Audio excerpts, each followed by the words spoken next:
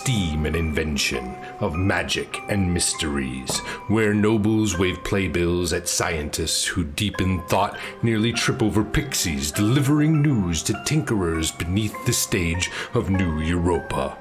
Sit back and enjoy the scene as the actors act, the singers sing, and the players play out the adventures of Castle Falkenstein.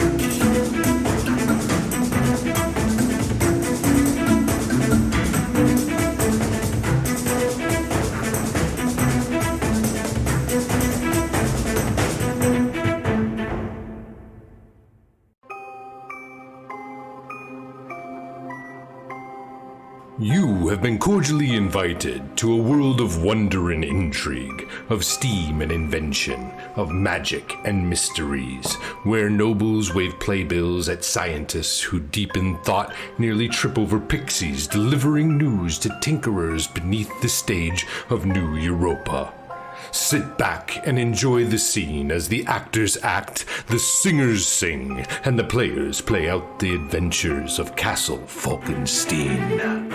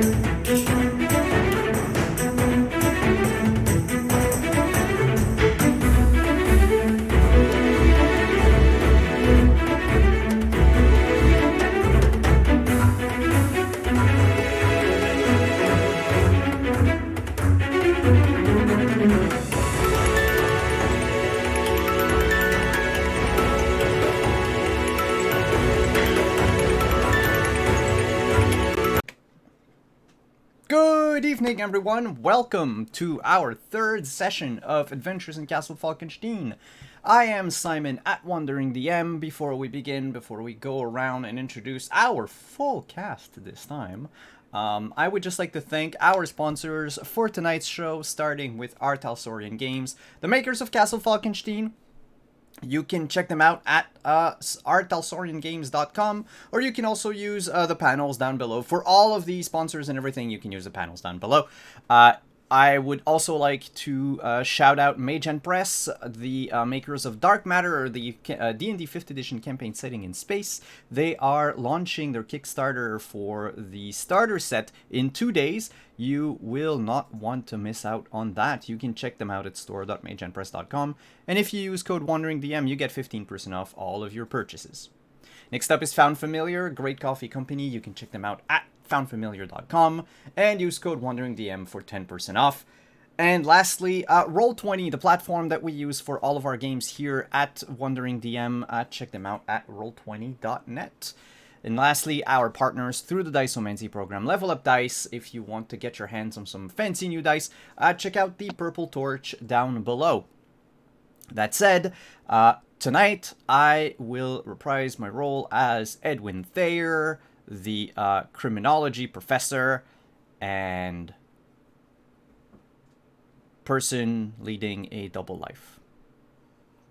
And with us tonight, we have a cast of wonderful players. Let's go around the screen. Tell us who you are and who you are playing. We'll begin with Adriana. Hi, I'm Adriana, and I'll be playing Ekaterina von Stein. An inventor, scientist, maybe a mad scientist, she's very interesting. Up next, we have, for the first time this season, returning for the third season, Kenny. Hello. My name is Kenny, and I'll be playing Jasser Fiori Trigosian, a actor who is also kind of leading a double life. You'll know them as Amour. Up next, we have Pooja. You're muted.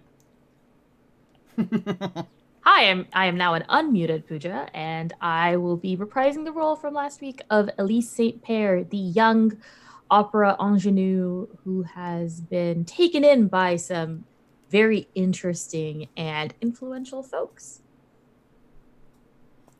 We'll just skip over the man in the corner for one moment, and we'll go to Deirdre. Oh, hey, y'all. You know me. I am at Deirdre on Twitter, Praxorthesme4, as you see me around on Twitch, and I get to be the Contessa Lucrezia Sofia Fioravanti. And I have so many new friends that are so entertaining and interesting, and so many secrets to discover. I'm quite looking forward to it. And lastly, to tell this story of mystery in Venice, our host, Chris Geary. Good evening, and thank you, Simon. Thank you to everyone who's watching again. This is episode 3 of Adventures in Castle Falkenstein. I see our patron of puns is starting already in the chat. Good luck, Kenny. You're going to get an eyeful as you've come back. I know he's got a few saved up just for you. A couple of things that I want to start with, and the first is the recap. So, last time on Adventures in Castle Falkenstein, we found our players taking a relaxing nightcap, shall we say, at the Café Florian. A wonderful evening, the night crisp, the sky clear. Music playing from the bandstands. The plaza lively for this late at night. It was an evening for everyone to kind of remember. And conversations began to unfold.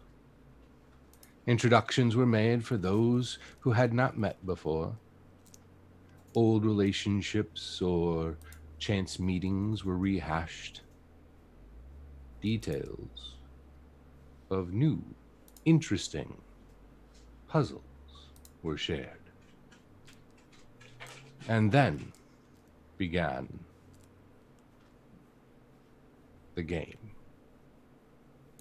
As, Ekaterina shared a key and the seal of the Promethean Society on an envelope left by the courier Willoughby. And Elise shared something interesting that she heard from the stagehands, Bricks and Swizzle, about a old dwarf believed to live in Venice for quite some time now, named Rolst von Gribben. The address that Elise was given was 14 6th Street, but there is no 6th Street in Venice. And that is where the puzzle began, as they sought out a key to unravel the address and find the next location on their path to uncovering who is Rolst van Gribben and what might they know about the fire that burns underwater. Once they crossed the midnight hour, eventually they made their way back to the villa of the Contessa, where they had a few drinks and a traditional nightcap before retiring to rooms prepared for them. We now wake the next morning as Monte and the rest of the staff have prepared breakfast for the 4 guests and the Contessa. Yes, 4 guests. For what the others did not know is that one Amor Portego had visited while they were out, and weary from their journey, took an early evening, early as in 10:30, which would be early for the Contessa, and rested up for this morning's conversation. So I turn it over to you, fair players. Who is going to go down for breakfast first?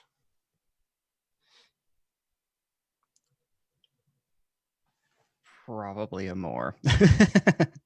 They went to bed early. They will probably rise early. And they will have no expectation of the Contessa being awake yet. So we'll go downstairs to greet Monty and inquire about the typical morning.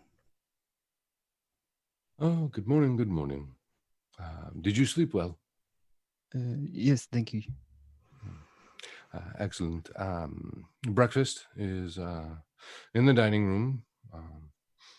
Mimosas have been, in their parts, laid out, ready to be poured as soon as you sit.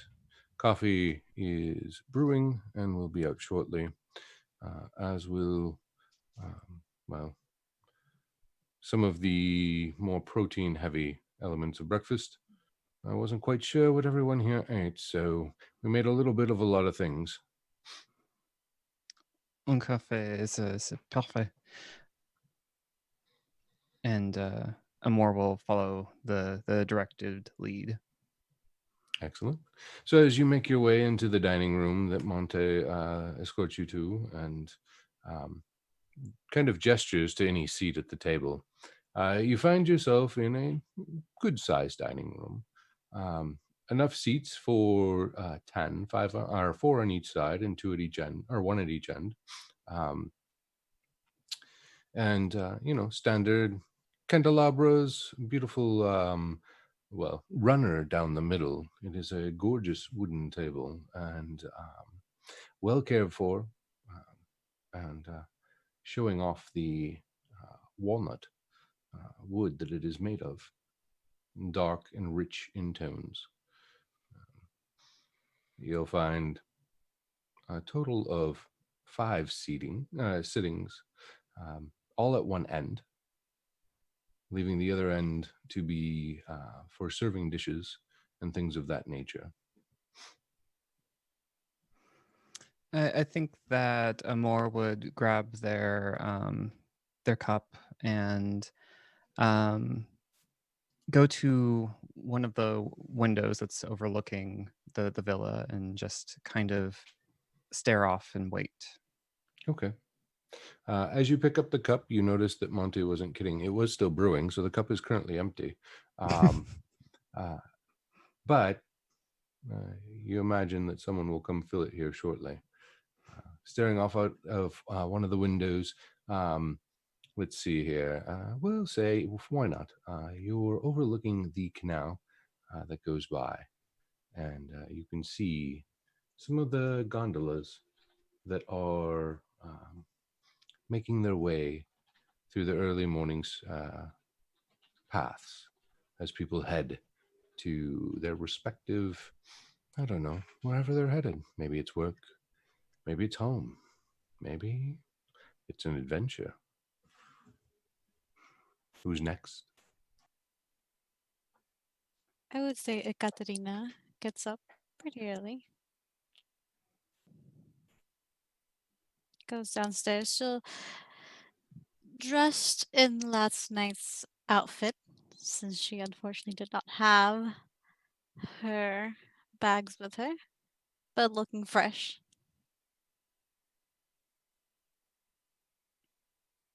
Excellent.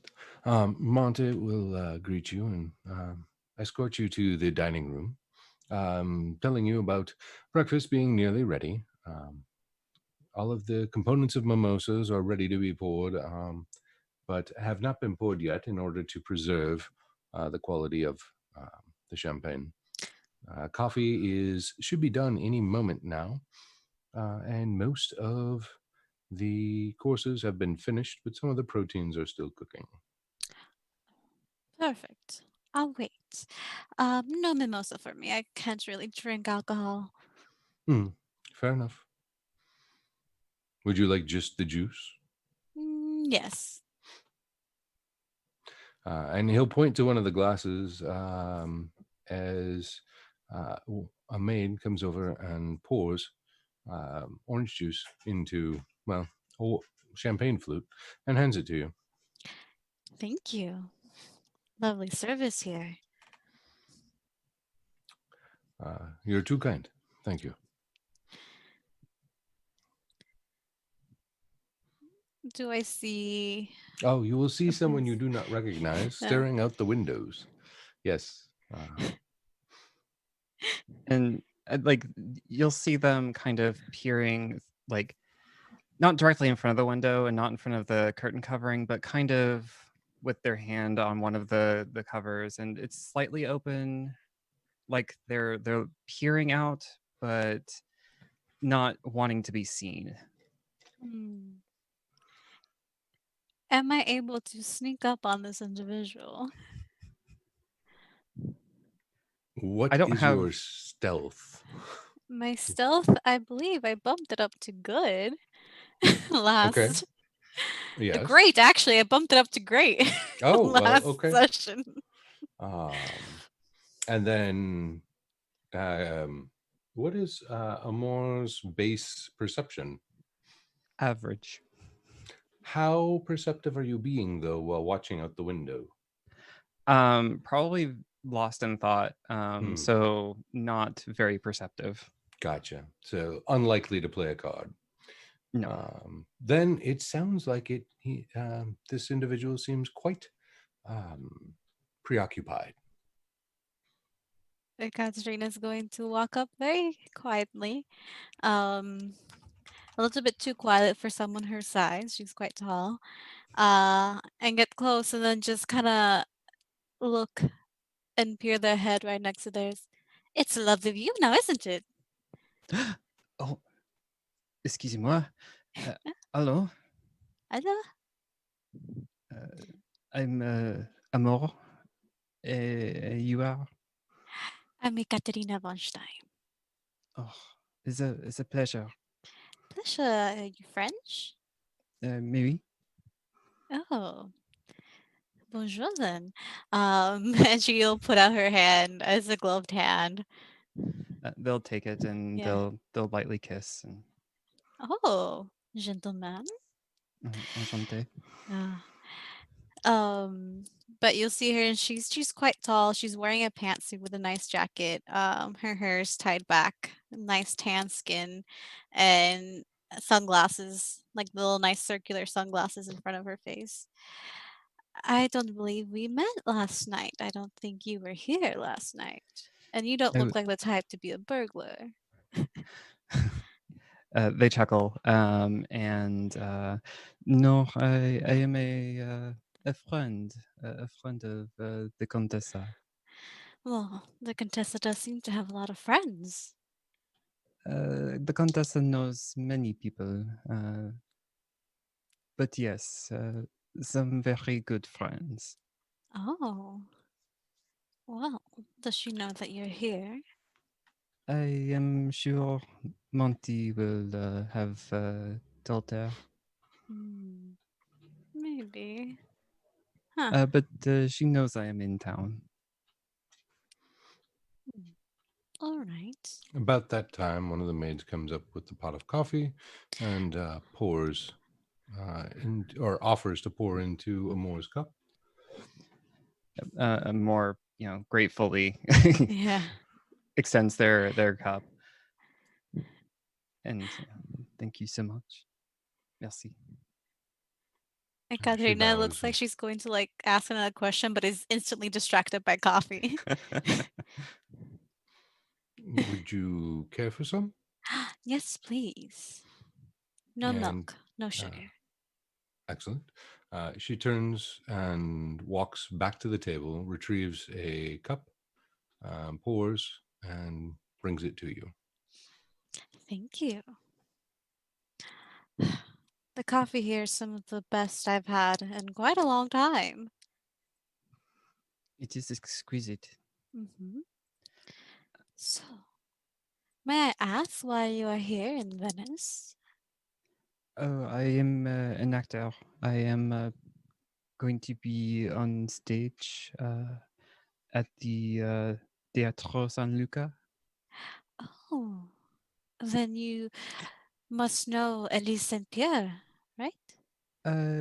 Oui, yes. We have met in passing. Oh, she's here too.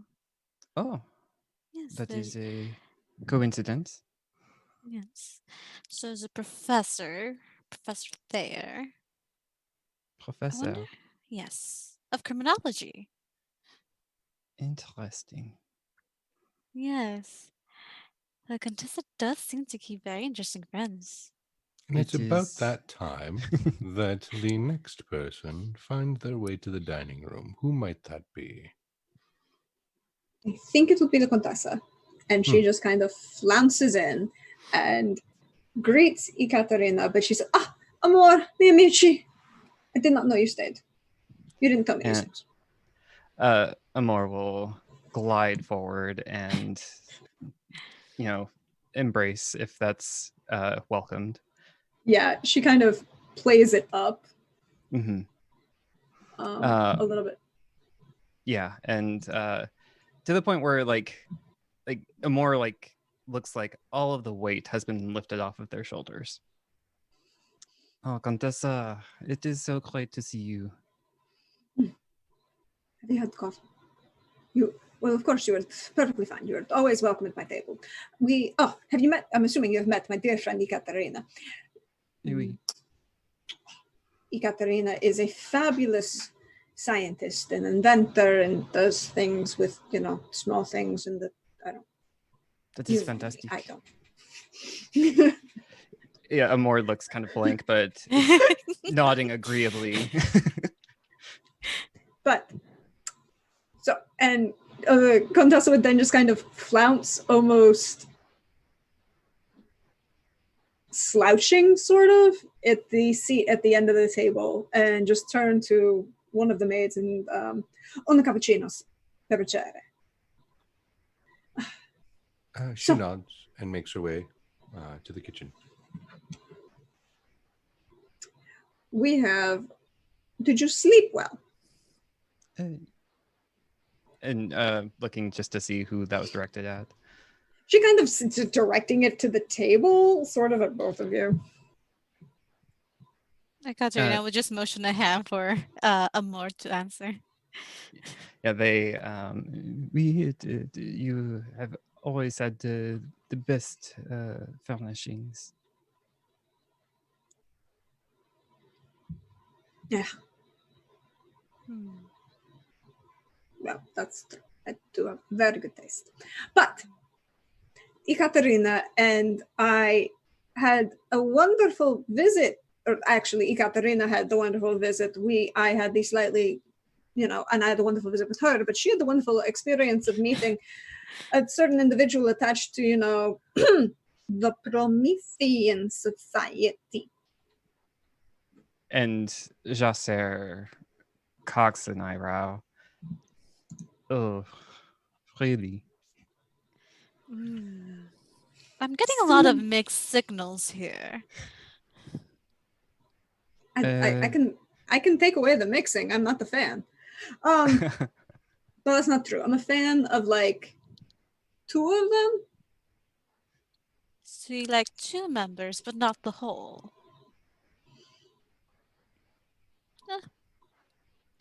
I guess. I'm still not sure really what they want with me. Is there some sort of device? And Amor will just let that linger. I don't know about the device, but there's secrets and plotting and Oh yes, lots of secrets and plottings and rumors. Of course. mysteries. Skeleton keys. Doors we Yes. cannot find. That sounds all very on par. I have missed you more. I've missed you too. And then, like, heave the largest sigh. Your heart seems heavy. It has been quite a trip, and they'll go and sit down next to the Condessa. I have had some heavy business.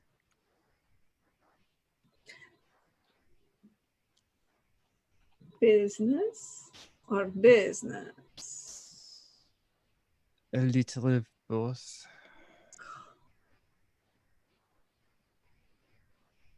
It's regarding a friend we both know, and kind of looks meaningfully forward. Which one? An actor you may have remembered. Yes. How are they? They are quite, in a way.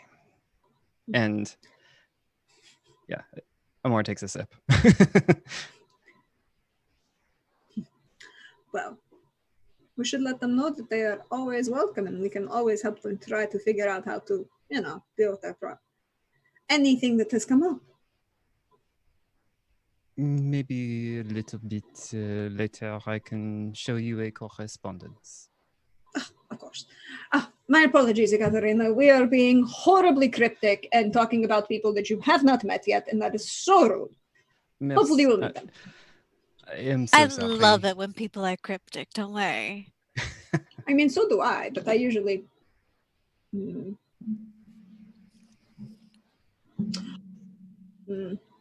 But usually I'm not usually this cryptic, and it seems a little rude to do it to somebody who had the pleasure of staying in my house last night. I hope you slept comfortably. Oh, I slept very well. Yes, thank you, Contessa. Much better than where I was staying. Look, you know, more than welcome to return. Oh, I might take you up on that. It's just a small place. Don't worry. But it is a little drafty, and there are always room for more friends to come and stay. Yes, I can't wait to see what your big places are like then.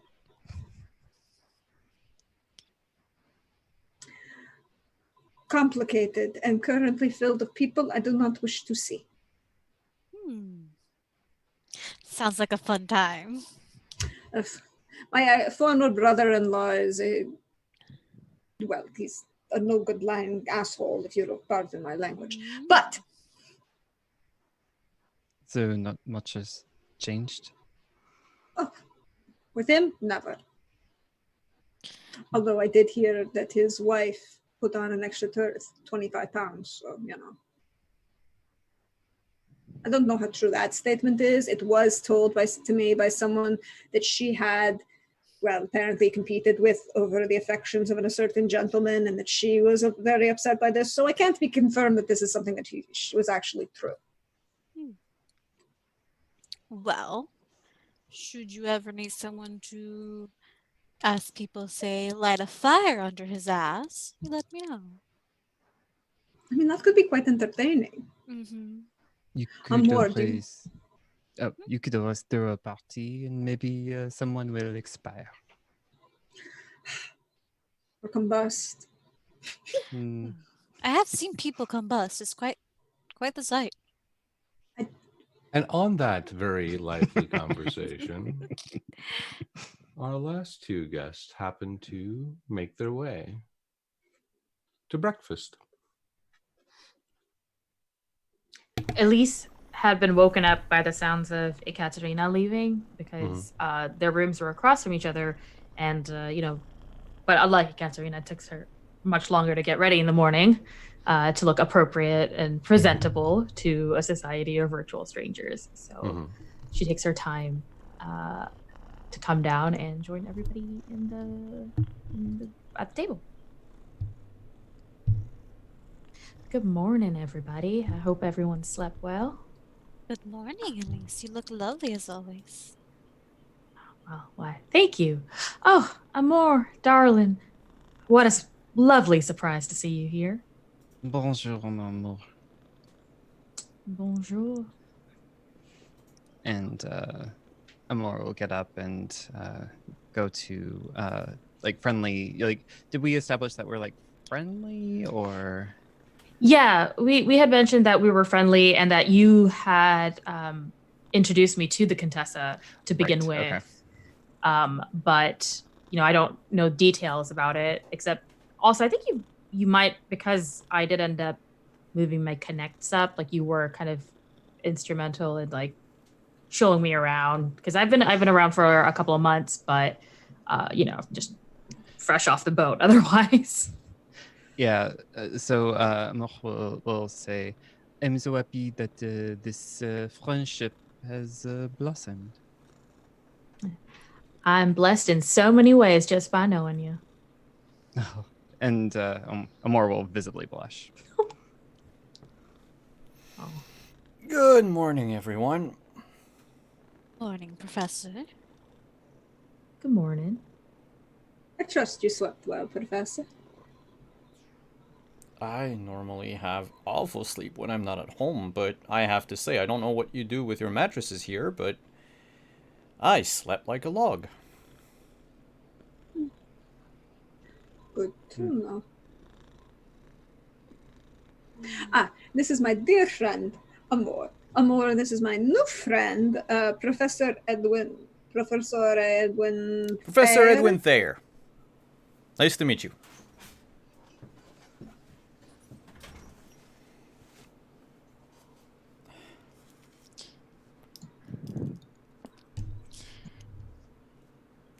Professor, don't you have your lectures today? Yes, I do. I just wanted to say my goodbyes, my farewell. You are all, of course, invited if you wish to attend the lecture. I feel like we've bonded last night. Other mysteries and rumors and puzzles. Oh, wait, I think Kenny froze for real. Ooh. Yeah, I Yeah. think so too. Kenny's not blinking. I don't think Kenny. Okay. Well, Kenny will return. Wait. Well, Oh. oh, okay. He got a blue screen. Oh no! Whoa. Windows, stop. It's okay. We're Yeah. gonna do something real quick, like. Just gonna bring Adriana back into frame. There we go. And then we'll fix Kenny once he comes back. I think we should all attend this lecture. It's going to be quite interesting. I hope it is. Truly. You know, Professor, don't you worry that someone who is in the business of stealing would attend one of your lectures and then learn what people are doing and then use that to their advantage. Why, but then it's up to the law enforcement to actually attend my lectures and up their game. But they're on the even if they're on an even playing field, then what happens then? Whoever is the most skillful wins.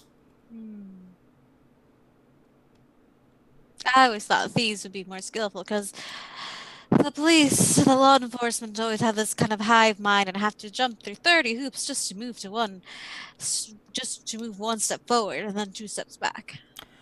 That is why I believe in the future the business of private detectives is going to boom. Interesting. Yes. Private citizens, empowered by the law and allowed to perform certain activities that the police does nowadays, they will actually, because of the lack of red tape, will actually be more efficient than actual governmental agencies. Do you think you'll become a private detective, Professor? Oof. No, I don't. While it would be interesting, I feel like I am not a Sherlock Holmes. I'm more of a Watson. Interesting. Well, I look forward to the day your lectures are full of law enforcement, private detectives, and criminals. That is a mix. Yeah, I don't believe that's ever gonna happen, if only because the people that attend my lectures, more often than not, are students. Ergo, they probably fit more into the criminal box. Students have hobbies. Yes, but if you think back on all the times that a person in the past, say around 600 years, was murdered, more often than not, it was due to the actions of a clerk. The old word for a student. I mean, I always thought murder, most if you're actually plotting it, tied back to either two things, money or women. Or power. Usually tied to money or women. Drunken revelry. Then it's not murder. No, accidental more often than not. That said, I have trouble following a conversation while also fixing the cameras. Give me 2 seconds. I don't know about you, Contessa, but I've always found that if you're going to murder someone, you might as well mean it.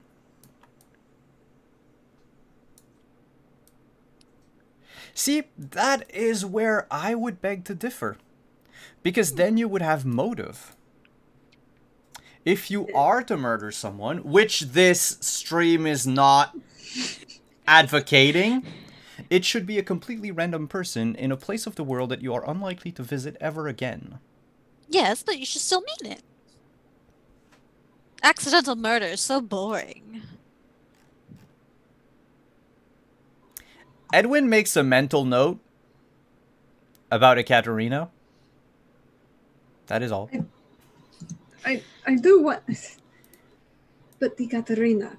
And she just kind of Yes. like turns in her chair, where she's still kind of like lounging more than anything else, and turns, Katerina, if it's an accident, then that's not a murder. You're still killing someone. It's just accidental murder. No. You have to remember, a murder requires intentionality.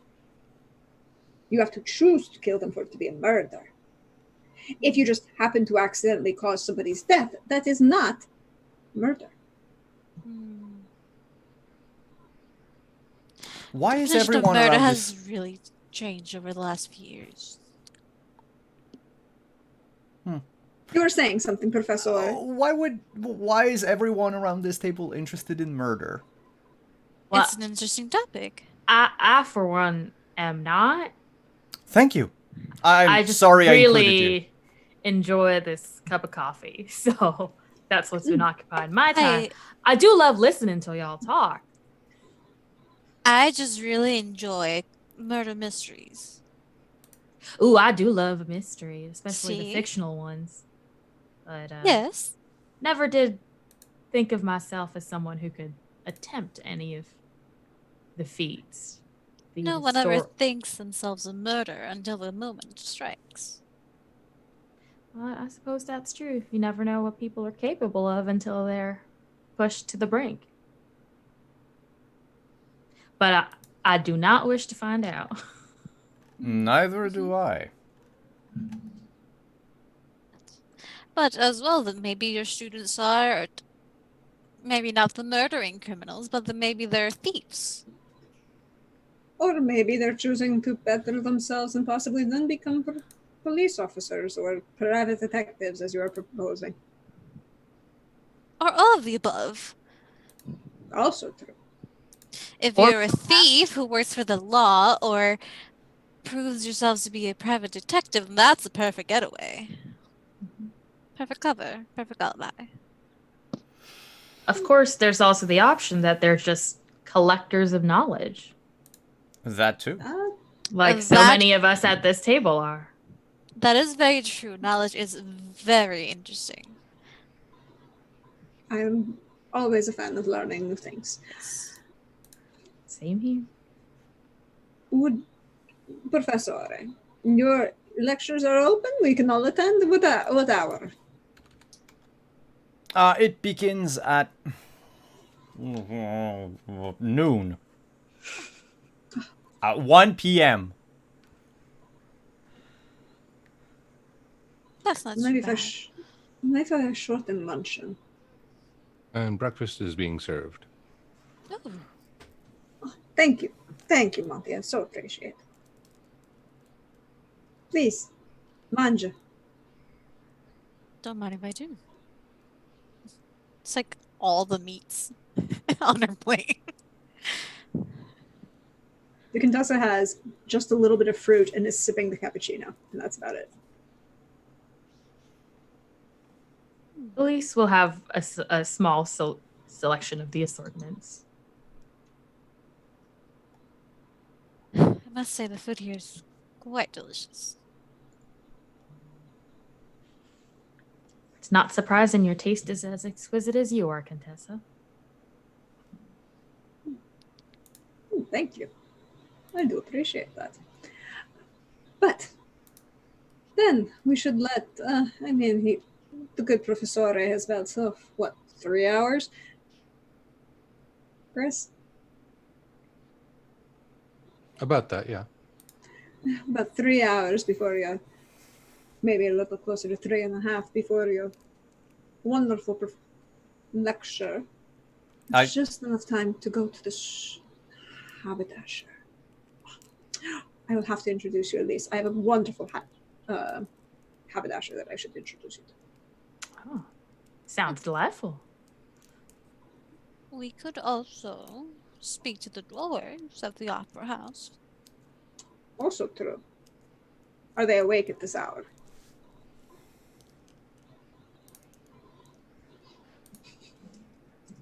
Don't Maybe look at not. me. I will need to head back to my hotel room and gather my things before the I lecture. should do that too. I'm taking up the Contessa's offers of staying here. Oh, please do, Ekaterina. Where are you staying? Me? A hotel I don't know the name of. Just keeps me. It's quite nice. It's not bad. It's small but quaint. I don't remember the name of it. Wait, all right. You're definitely staying here, my friend. Well, don't mind if I do, like I said. I think if we're all to work on this little mystery that has been presented to us, we should keep close.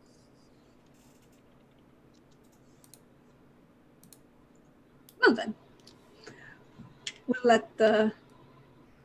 We should see about finding out if the good dwarves are awake or ready for visitors, and we can let Ekaterina remove herself from her quaint hotel room. Well, Amor might know differently, but in my experience, it's always a good bet to visit theater folk well after lunch. Yes, that is true. Then maybe after the professor's lecture. That would be a great time between the lecture and rehearsals. Then I'll go pick up my things and then we can go to the haberdashery. How about that? Lovely, darling. Perfect. I should also introduce you to my glover. Ooh, I do love a good pair of gloves. They're fabulous. I feel like today's going to be a great day. No, just me? No, I think it'll be quite entertaining. Maybe I'm that or excited. the pure black coffee I've been drinking. More takes a longer sip. I was out of character. I was looking at our list of leads that I wrote down from the end of last session. So just as a reminder, we have the Austrian Cafe, the Basilica dei Frati, and Bricks and Swizzle. So I don't know if when we decide what we're doing for the day, if that is going to factor in. If anyone brings up Bricks and Swizzle, Amor will perk up and seem a lot more interested. Yeah, I think we did. I think you couldn't hear us at the time, but we mentioned that we were going to go see the dwarves and talk to them, but that there was a question about what time we should go do that. Okay, so that's the context. Perfect. Yeah. Contessa, you wouldn't know any other dwarves in Venice, maybe a blacksmith. Do I know any other dwarves? Don't think so. No, sorry, I do not. That's fair. I figure if anybody would know, it would be you.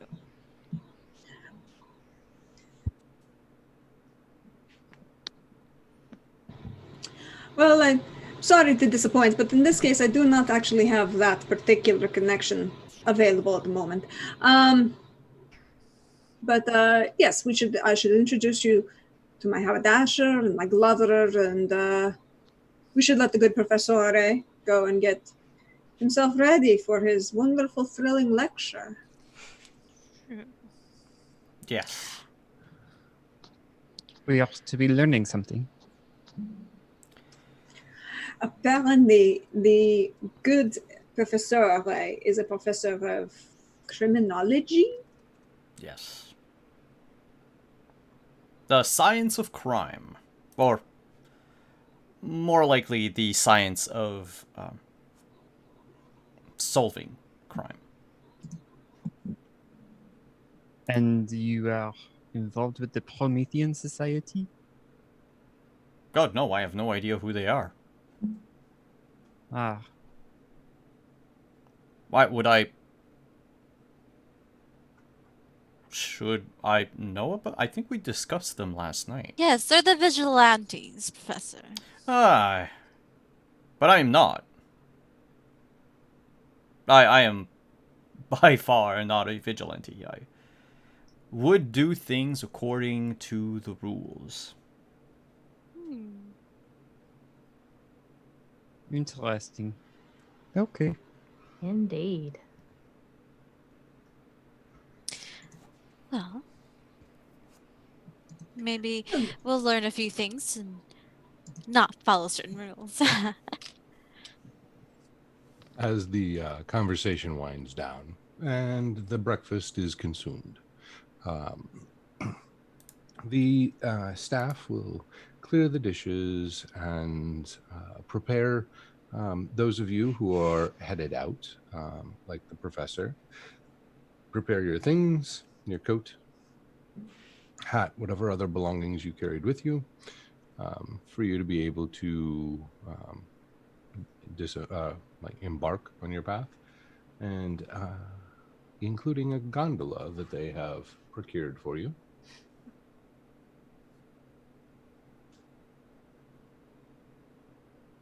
So, then I shall see you later this evening or the afternoon, Professore.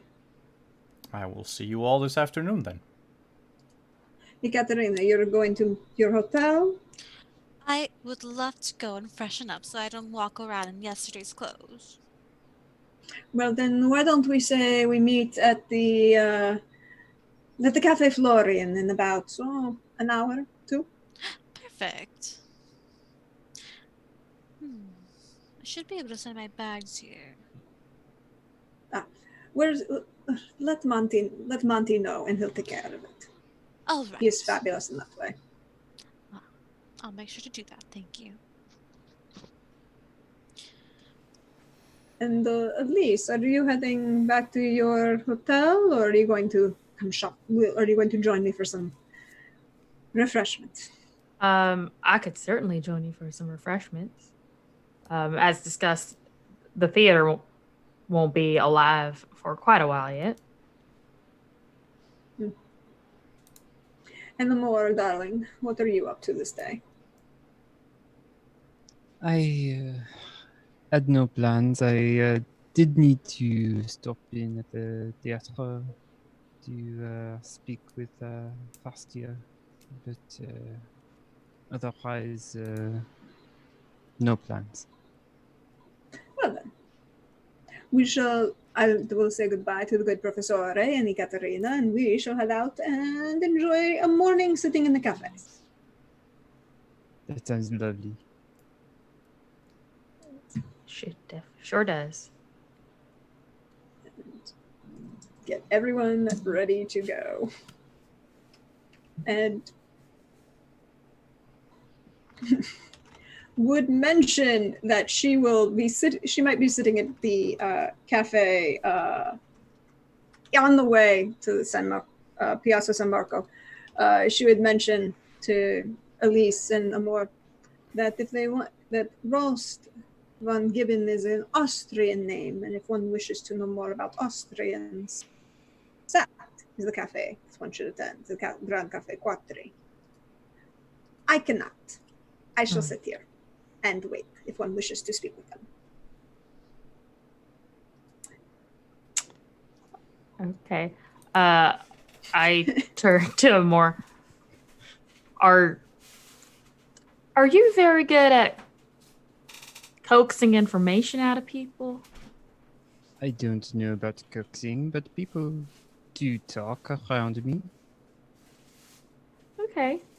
Then perhaps you're best suited for our little expedition mission. Expedition? Well, you missed the conversation last night, and out of character, I forgot. So our plan at the Austrian cafe was to what now? We think that the dwarf's name sounds Austrian, right? Yeah, and the dwarf's name sounds Austrian, and that would be the place where all the Austrians in Venice gather. So that would, if anybody knew about him, that would be the place to get information. And DM, would Amor have heard the same stories that I have from Bricks and Swizzle about Rolst von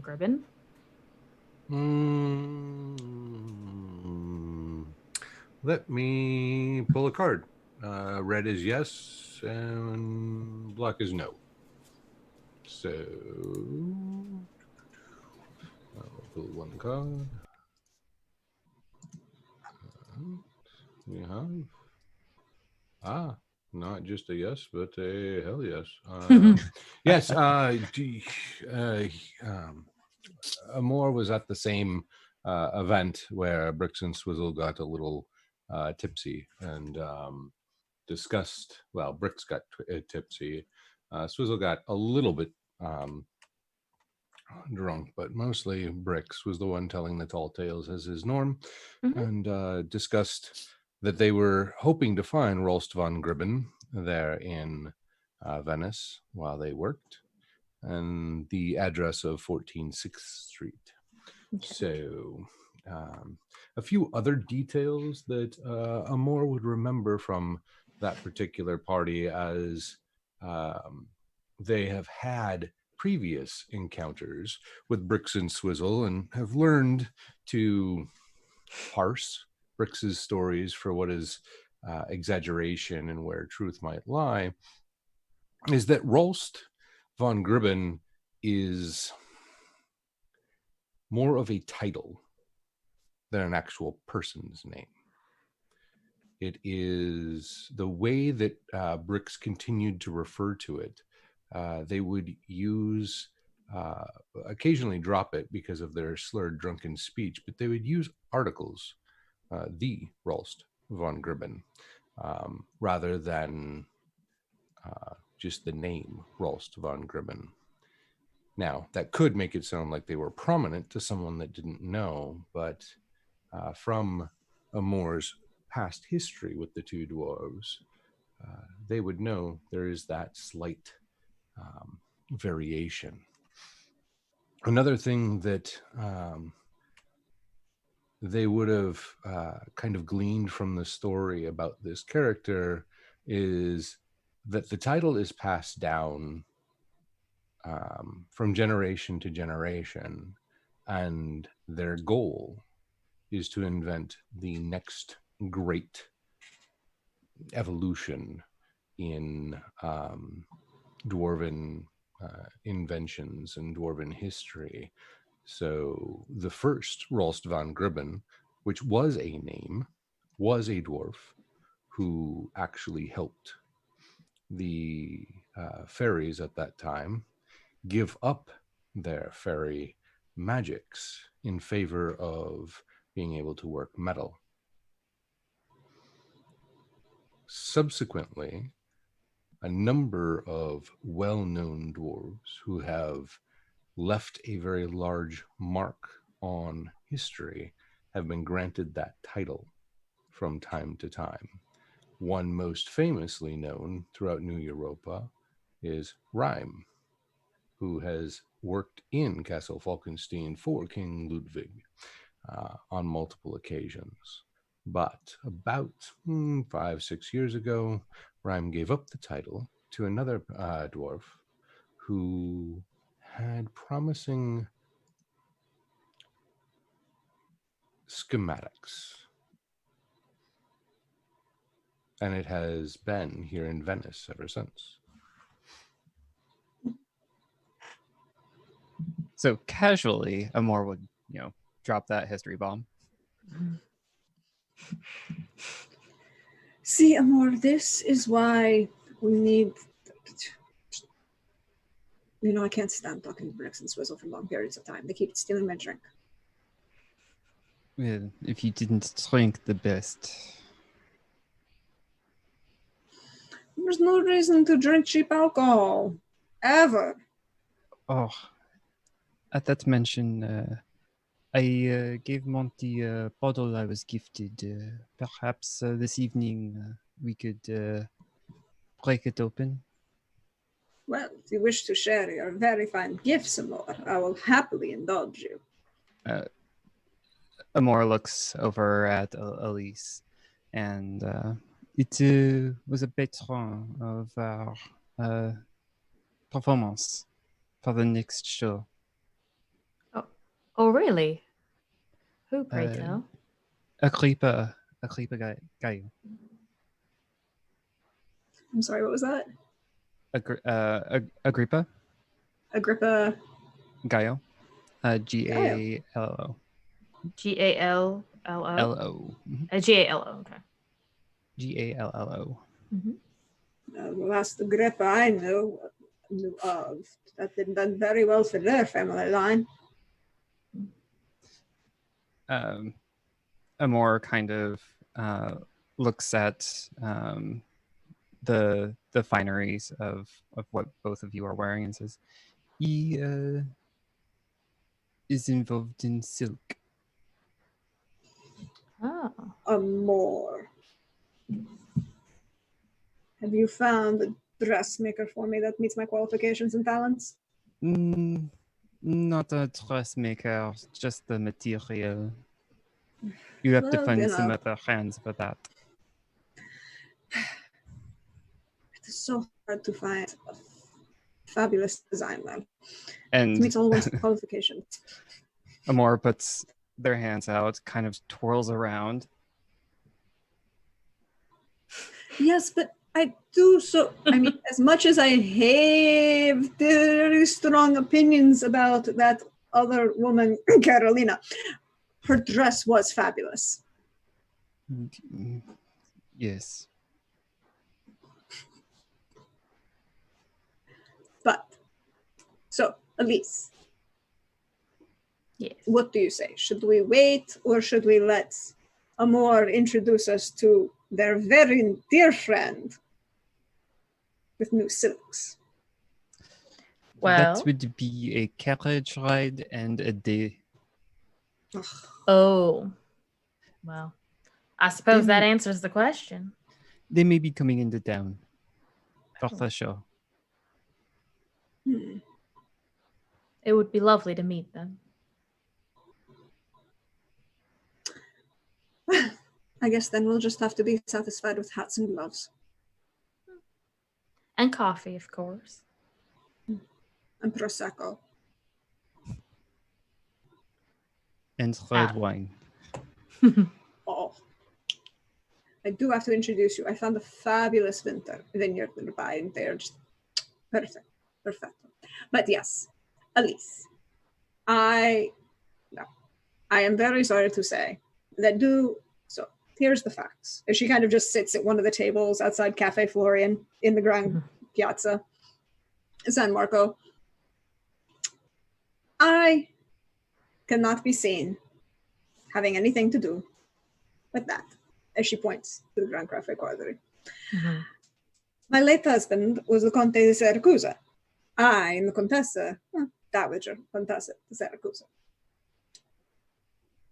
And Italy and Austria are not friends.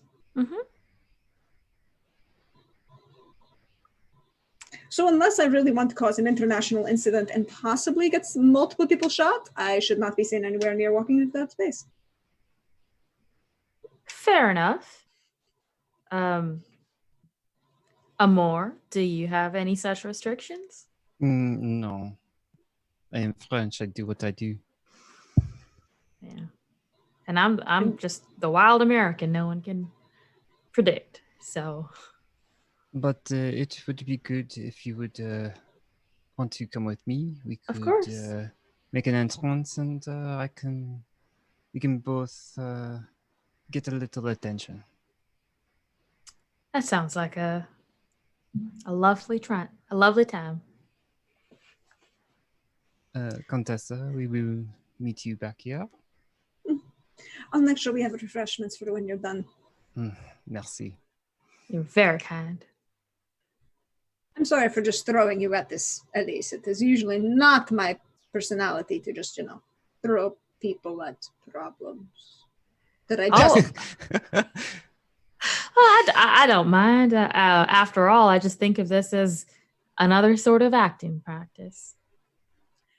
Actually, what most interactions in high society are. Learning how to lie to somebody to their face and get them to appreciate the lie, and that you didn't just call them, insult them in half of their lineage. I'm starting to pick up on that. That's for sure. As the two of you turn your attention to the other cafe, we're going to pan over to the professor, who has disembarked from the gondola and made his way into his hotel. What do you do, Professor? Oh, lost the professor. My Professor mistake. had to momentarily step away, looks like. Yep. So we will then circle around to Ekaterina. And you've gotten to your hotel. I have. Freshened up. What else would you like to do besides make arrangements for your things to be transported? Oh, I am happy to go meet with my friends. I would like to buy some lovely flowers for the Contessa, for Elise, and my new friend Amor. Okay, excellent. As you make your way through the streets, looking for different vendors, most of the different plazas actually have vendors in them, and there are a few plazas throughout Venice. By a few, I mean quite a few. So you will have your pick of a variety of different places to stop. Is there a particular kind of flower that you might be looking for? Something elegant, not necessarily no daisies, obviously, and not your average roses, but something.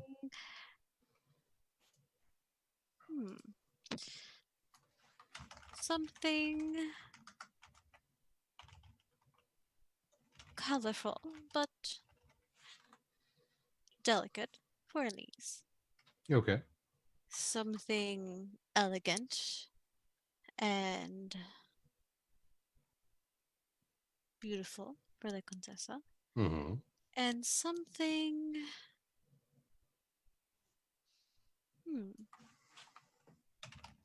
A more dressing sad type, so maybe something with forget me nots. Okay.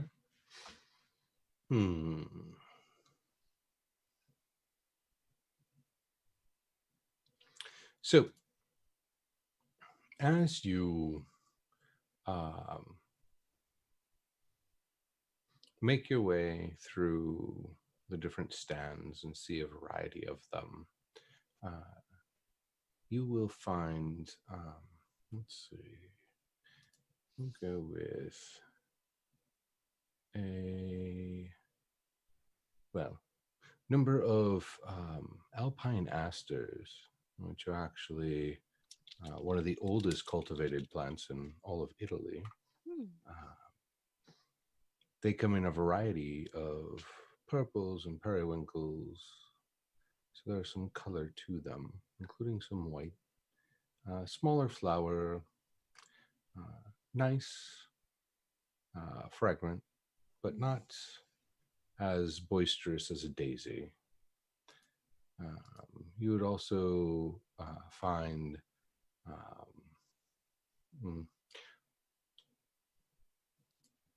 recommended for you for the Contessa, probably some oleander, as it is native to Sicily. And then for our dear Elise,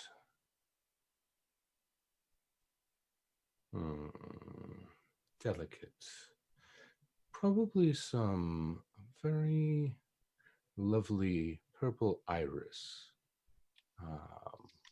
They're often called blue iris, but they are very much more purple in its color and goes quite well with the palette that Elise seems to be drawn to. Blues, purples, that sort of range.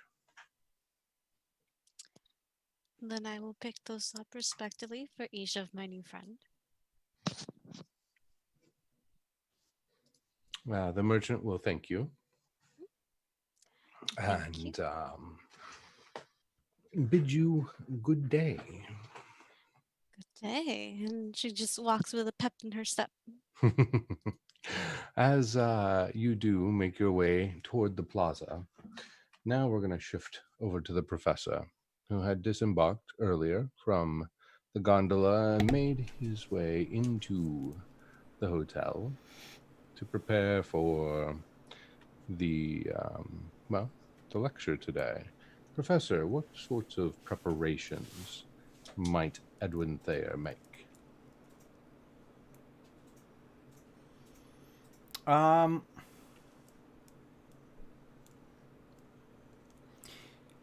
He will, of course, make sure that his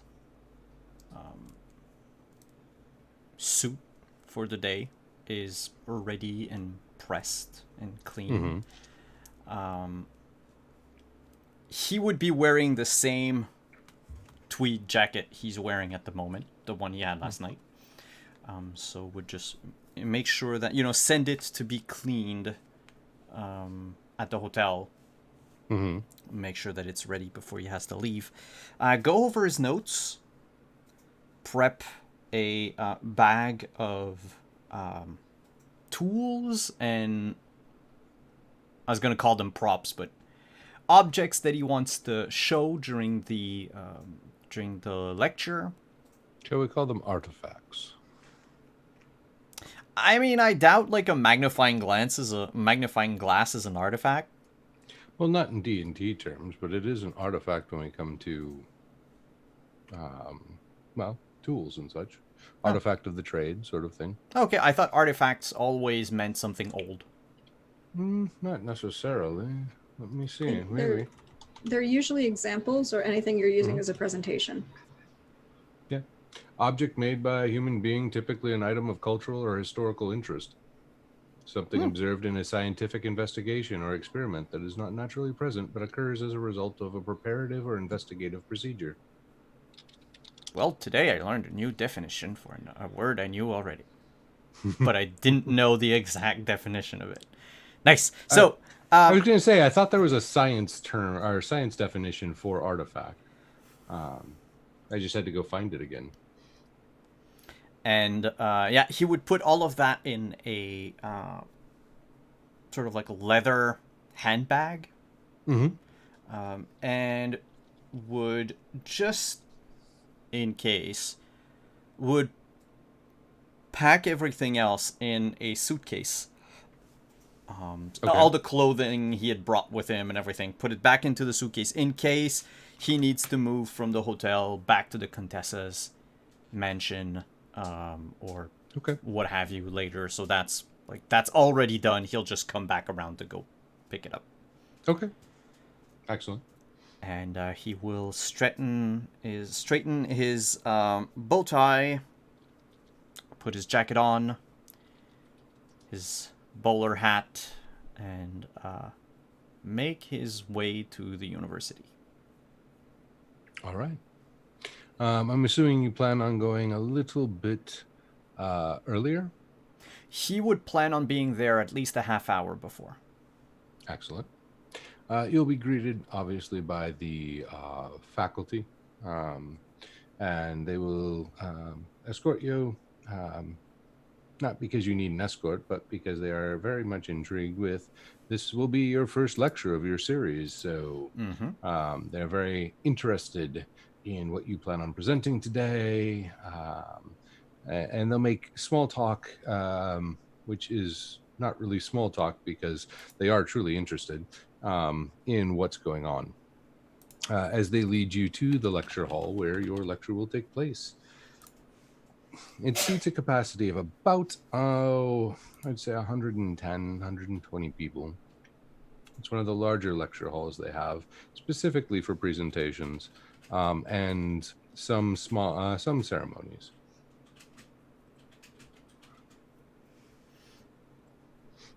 All right. And I'll ask the people escorting me, do we have an estimate as to how many people are going to show up for the lecture? Are we at capacity? Well, we did not, for the inaugural one, or the first one, we did not officially sell tickets, but we did advertise it throughout the entire student body, as well as throughout the community.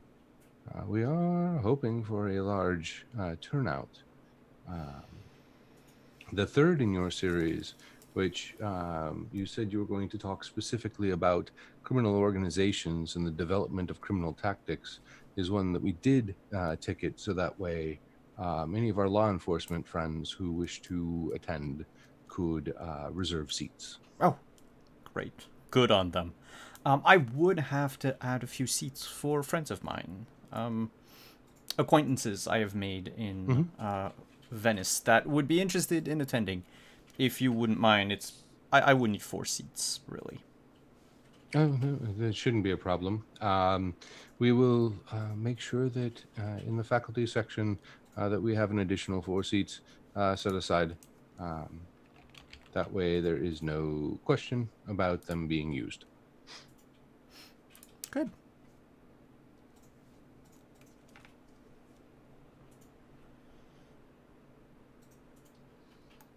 And from there, we will let the professor begin to set up his presentation and make our way back to Ekaterina, who is walking through the streets, smile on her face, making her way to the Piazza de Marco and to the Cafe Florian. It's about this time that Ekaterina will be approaching where the Contessa is sitting by herself. The other two are not within sight unless you are going to search for them throughout the plaza. But what do you do? I'll go to the Contessa. You're here all by yourself.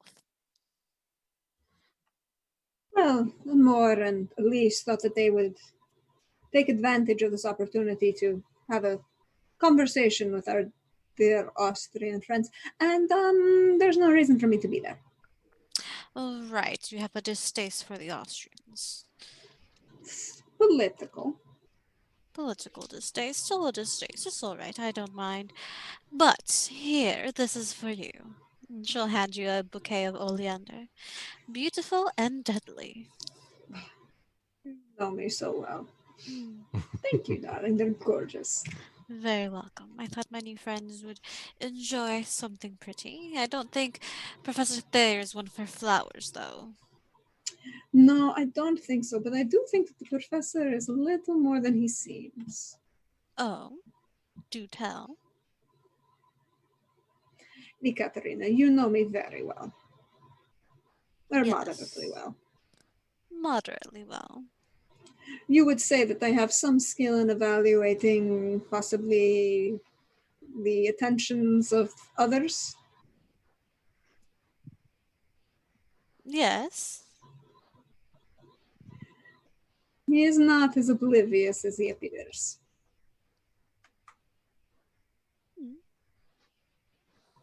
I would say so. I have very firm abilities and remembrances of someone who is that oblivious. Oh. He was quite entertaining. An Englishman, if you can believe it. Ooh, Englishman. Admittedly, his family was originally French.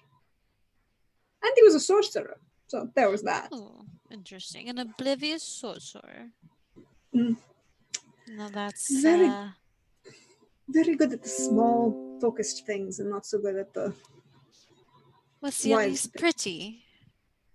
Pretty and very entertaining. That's good. Who needs, all of this when you have all of this? Pretty much. I'm lucky to have both, though. You are indeed, my friend. You are indeed. But it seems that everyone here is hiding many things. That is the way the world works. Everyone has secrets. That is true. Should have gotten the Professor flowers. Now I feel guilty. Well, I mean, we're not going to see him until after the lecture. I'm sure between walking from here to the university, we can find somewhere to pick up something appropriate. Just like rip a dandelion off the pavement. I'll just take some flowers from each bouquet and just put them together. Well, that would be a statement, and I don't know that Professor Thayer would want that statement. No. That combination of flowers? I would never. I would get him his own bouquet of flowers. Of course, I'm sure you would. Everyone deserves their own bouquet of flowers. But like you said, we aren't to see him until, what, 6 hours from now? Poor flowers will be dead by then. At least 3. At least 3. A waiter will arrive and ask if you would like anything to drink. Coffee. Coffee. Yes. Anything else? Coffee. Let's a bit of milk, no sugar. Okay. And the waiter will turn and head back into the cafe to retrieve coffee. A little bit of milk, no sugar. And across the plaza, we find one Amor and one Elise making their way into Austrian territory. It's not near as foreboding as the Contessa makes it sound. In fact, it looks not the same as Cafe Florian, but it does look like it is just a standard cafe. Maybe not as elegant in some of its finery, but still nice. It is quite busy. A few more broader shoulders and sterner jaws than what we saw over at Cafe Florian. As you see, quite a number of what you believe to be either politicos, merchants, maybe military folk, sitting at different tables having conversations.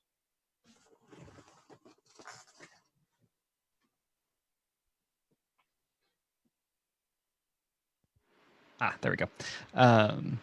As they approach, Amor's energy kind of becomes a little bit more palpable, and like their presence kind of grows a little bit.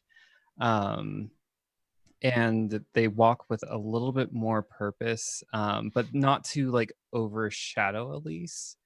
But make sure that Elise is at least, walking shoulder to shoulder. Mm-hmm. And Amor starts talking about the opera and about your performance specifically.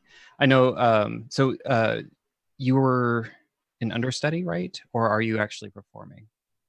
In the performance that just ended, I was an understudy, but the prima donna just retired. Right. And so okay. I will be the lead in the upcoming show. And so I'm sorry, the Amor upcoming opera. The upcoming opera. Show is actually theater. Amor will say, and what is the name of your show that you are in? I have it written down. Give me a second. That's fine. I have all these. Aha. It's gonna be wow. I'm sorry. Trying to combine a Southern accent and French words is a trip. It is La Princesse de Trebizond.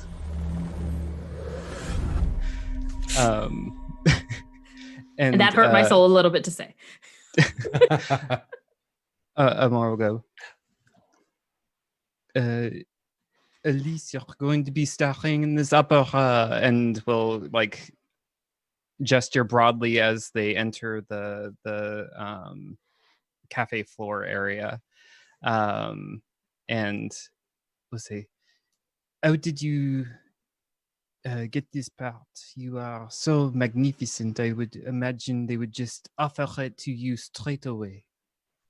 Oh, you are so kind, but it took you well know the way one gets to where they get in this business. There's no shortcuts. It's all a little bit of talent and a lot of having the right eyes on you at the right time. I want to play social graces, I guess. I want to see who I see. Okay. Yeah, you could do that through social graces, trying to identify who's there. That would be fine. Okay. Spades, hearts. Spades. All right. Well, I'm going to throw this out. Is there a helping mechanic situation? There technically is, yes.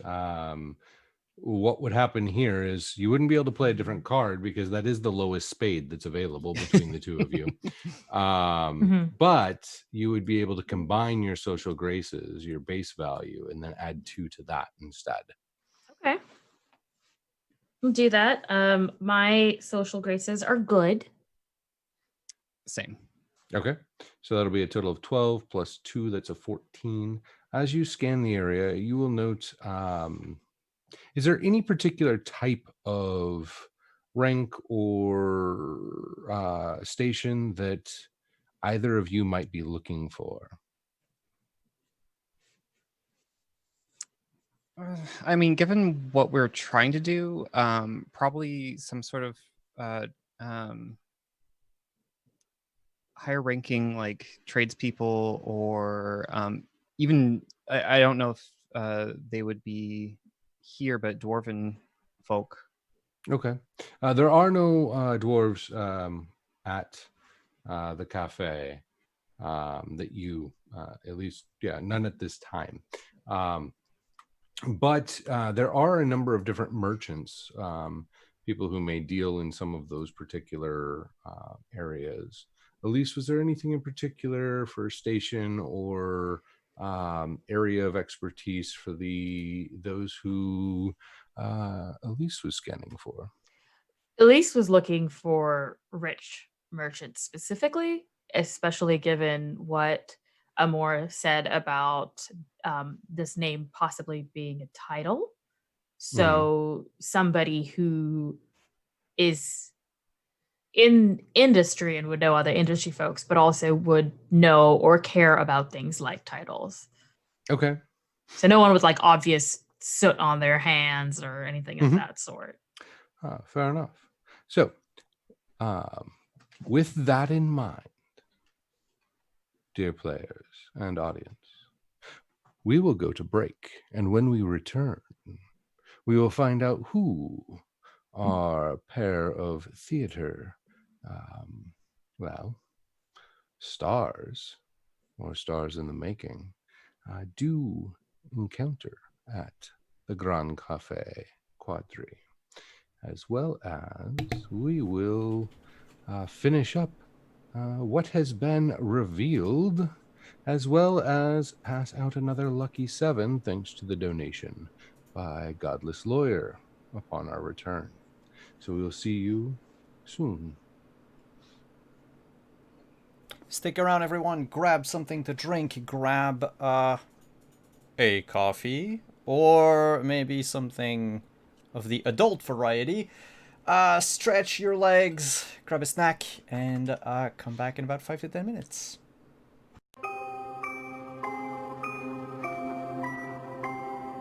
You have been cordially invited to a world of wonder and intrigue, of steam and invention, of magic and mysteries, where nobles wave playbills at scientists who, deep in thought, nearly trip over pixies delivering news to tinkerers beneath the stage of New Europa.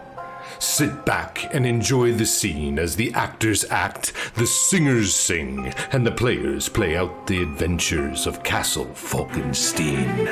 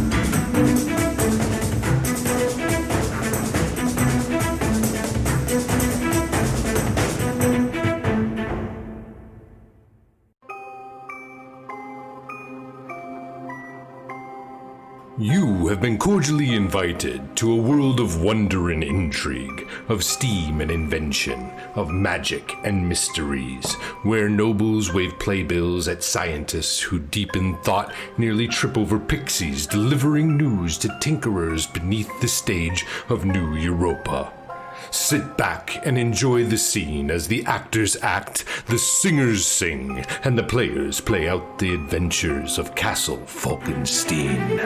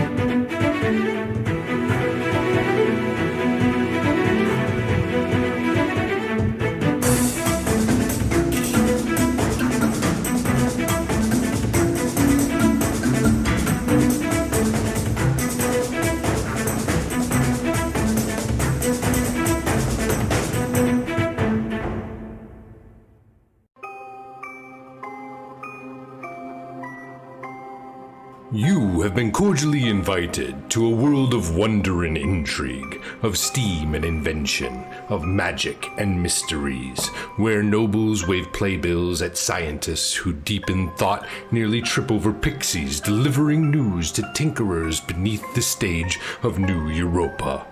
Sit back and enjoy the scene as the actors act, the singers sing, and the players play out the adventures of Castle Falkenstein.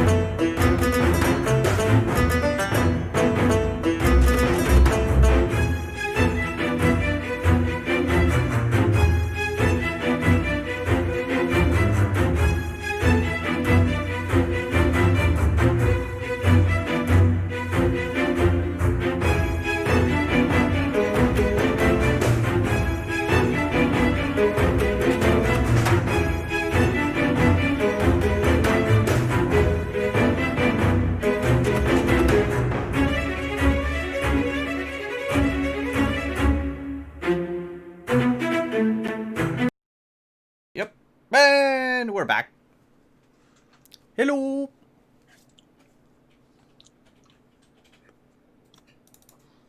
Welcome back. We have returned.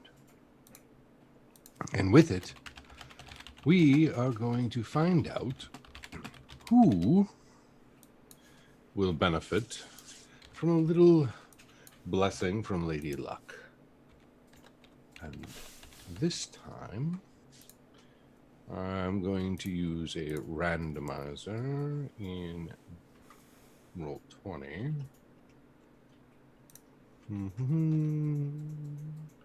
And I'm going to go across the top and then across the bottom.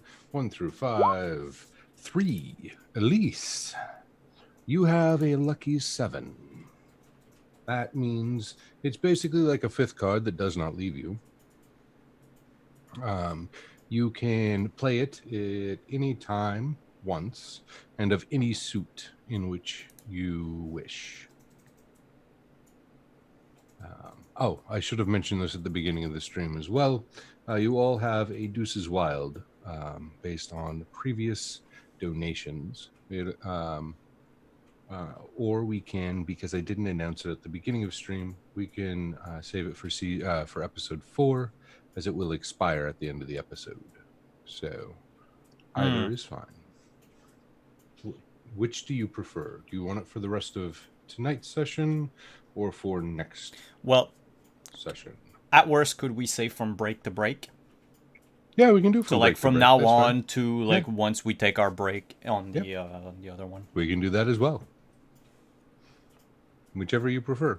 Does that sound good to everyone? So you have a +2 you can add between now and the break at next episode. Okay? And then we have a Divine Revelation, as we did break our $20 mark, and that goes to Edwin, number 4.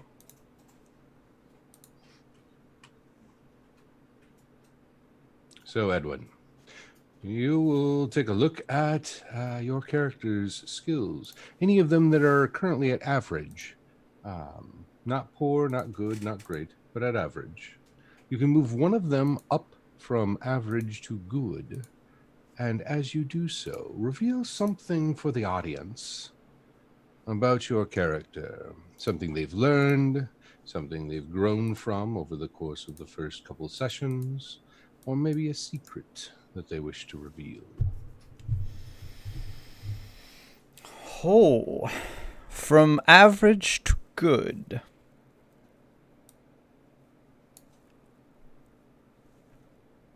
Ah, shit, I already have that. Give me a second.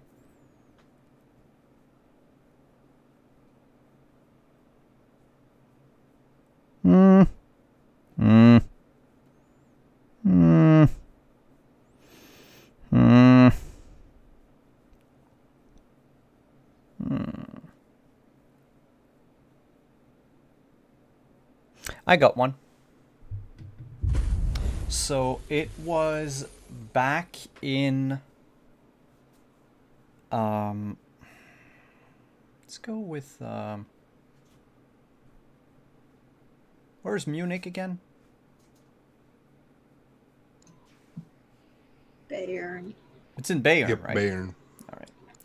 So back in Munich, the professor, under one of his numerous disguises, infiltrated in order to case a particularly wealthy man's mansion. He invited himself to an upper class soiree and had to mingle with the guests. Sleeping over at the Contessa's reminded him of all the little cues he had to pick up on during that night to fit in and not be discovered. And that would actually bring his social graces from average to good. Excellent. That said, if it's okay with Deirdre, I believe that the Contessa was also at this soiree, though she did not recognize the professor immediately.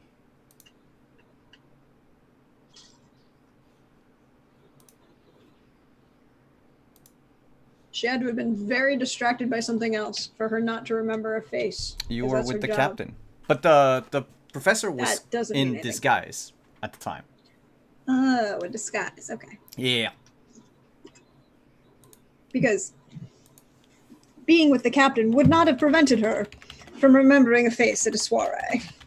That's what she does. Jeez, just let me know my characters are fucking forgettable. As a very to quote that movie Gigi, the Contessa doesn't fall in love, but eventually, chooses love. I.e., they're quite enjoyable while she has them, and then she doesn't forget any of them. I'm just poking fun at you. I know you are. But that is my revelation. Excellent, excellent. And we also got a donation of bits from Time of Gifts. Thank you so much. And that pushes us past our $5 mark, which is another Deuces Wild. And we will save that for next week. And we can continue that +2 that you can use at any point in time. So, thank you to all of our fair patrons of the stream and all of the steps towards new frames for everyone. Let us return to the cafe, or the Grand Cafe Quadri, and the scanning of the crowd. Amongst them, you see, like I had mentioned before, some politicos, a number of what you would pick up on as military folk or possibly law enforcement based on their clothing and their posture. And then you would also find yourselves a handful of merchants, one of which does seem to draw the attention of both of you. A older gentleman, very large and long beard, a hat kind of pulled down low, not a bowler, more of a what's the type of hat I'm thinking here? Goodness gracious, as the floppy brim. Fedora?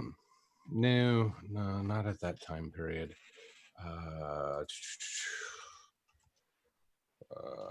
I just lost the name. It's like a round top with a wide floppy brim. It doesn't always have a round top. Sometimes it's flat on top, but it's just more of a floppy brim, a wider brim, from that era. And goodness gracious, my brain is not working right now.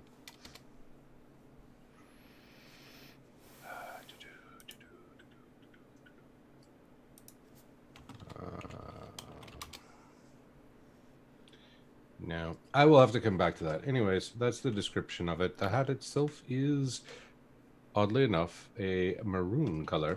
It's not a slouch hat. I don't think so. That's not the name I was looking for.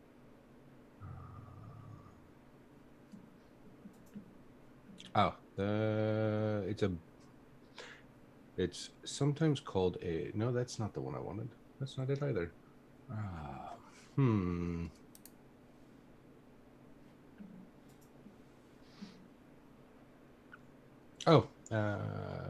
It's more like a bucket hat. so it doesn't have a lot of shape to it. That's the term I'm looking for.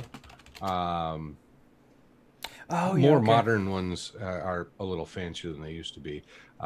They also kind of look similar to like a, what we see in Victorian England police officers, where it's similar in its shape, but this is more it's made of felts. It's made of and has silk panels on it, and the stitching is quite impressive. The rest of his dress seems to match in color, but not in the same quality. Something about the hat itself sets him apart. He wears it kind of as a, well, just by his posture, you can tell he wants to make sure it's seen, where he's facing, all of that sort of thing.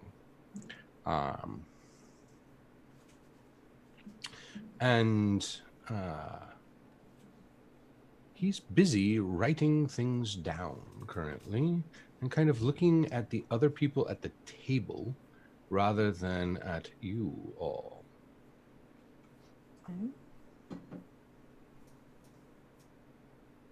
So Amor would, I think, given this person kind of standing out a bit, would, I think, naturally try to walk towards that area where there's like, if there's like an empty table or empty spot.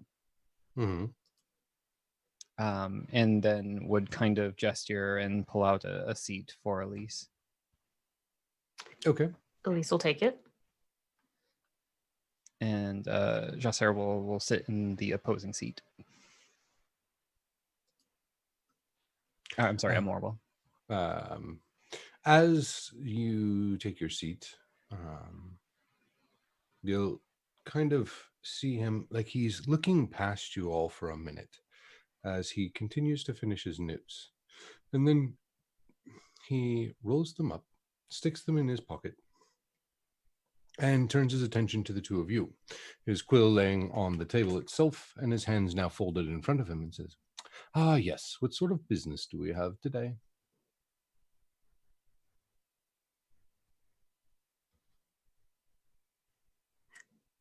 Well, for starters, might I compliment you on that hat? It is divine. Why, thank you. Yes, it is exquisite. It was a gift. A local one? Ah, yes, indeed. Oh, wow.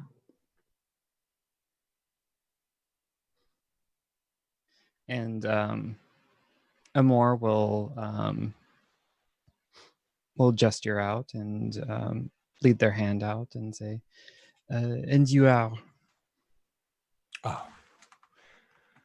That is true. We did not make introductions. I always introduce myself with business first because, well, that is why people usually come to me. They have something which they need or something in which they wish to sell or buy, and then I find a way to broker that which people seek.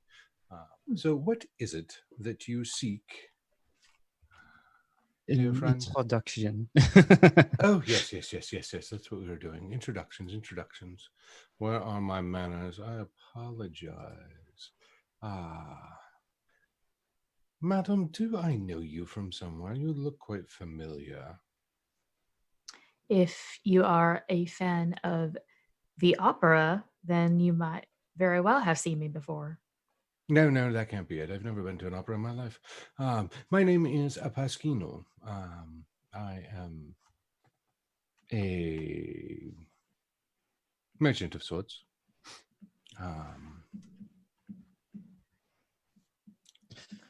You asked for our business, and introductions would be a part of that.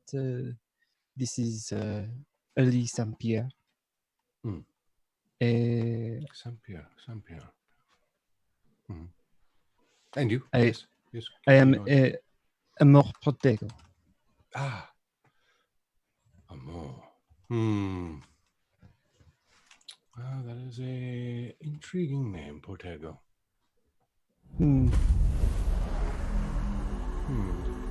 Any particular reason for given that name? It is the family. Don't know. Oh, well, of course.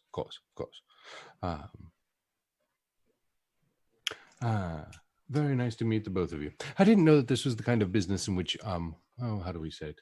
Names would be exchanged. So, that being said, Pasquino is my name. Pasquino Winkler. I am the fourth generation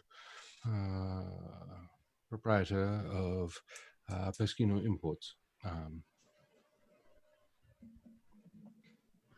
As far as a business, acting ingénieux, but primarily attention.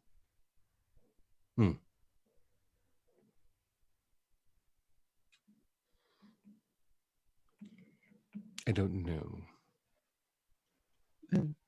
Social. Talking. Sorry, I was taking notes. If it was a question for me. I was just wondering what kind of attention it was that you wanted. Well, the stage kind, I assume, will come in a few weeks. But this is more of a, if you know the type of people you seem like you know, question. Excellent. So what kind of people are you looking for? There's a lot of them around here if you're looking for certain types. There are other types throughout the plaza that I can see.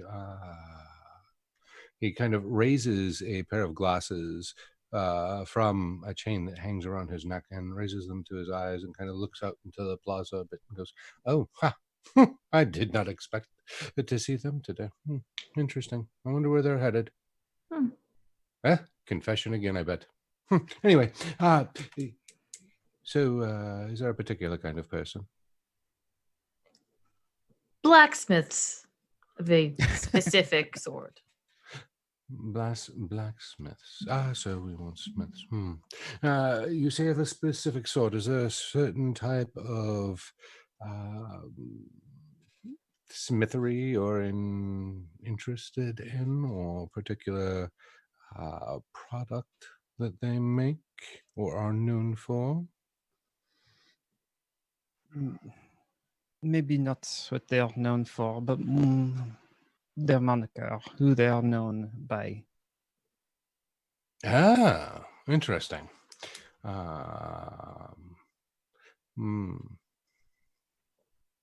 So some sort of reputation throughout the field? Is that what we're looking for then? Yeah. So to say. I'd say that's a fair representation. Perhaps blacksmiths with titles. Blacksmiths of sorts. Titles. Well, you see, my Uncle Giuseppe. No, it was my Uncle Luca. My Uncle Luca once had said that he knew a blacksmith who had given up his landed title in order to work the forge because he had been disowned when he found a passion for it. Is that the sort of title that you're looking for? Oh, and we had another donation. Yes, when we had a... yes, Dragon, thank you so much for continuing your subscription and continued support of the channel. Amor will look down and try to notice if Pasquino is drinking anything specific. It looks like tea, yet it's clear, and there is no tea bag. There's simply just a string hanging out of the cup with a tag on it.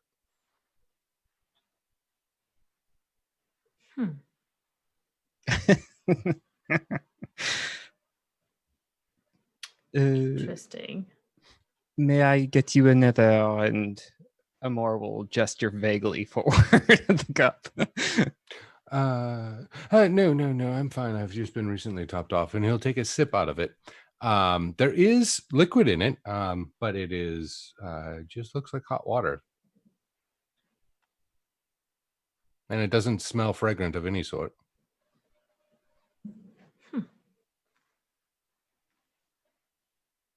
But I do appreciate the offer. Of course. And Emor will hold out their hand for the waiter. Mm-hmm. And the waiter will come by. What can I get for you? Un café pour moi, Elise. Moi aussi. And the waiter will leave, returning shortly with 2 coffees, one for each of you. He'll also set down a bowl with sugar cubes in it, and a little, like, what is it? Pitcher, a small porcelain pitcher with creamer in it.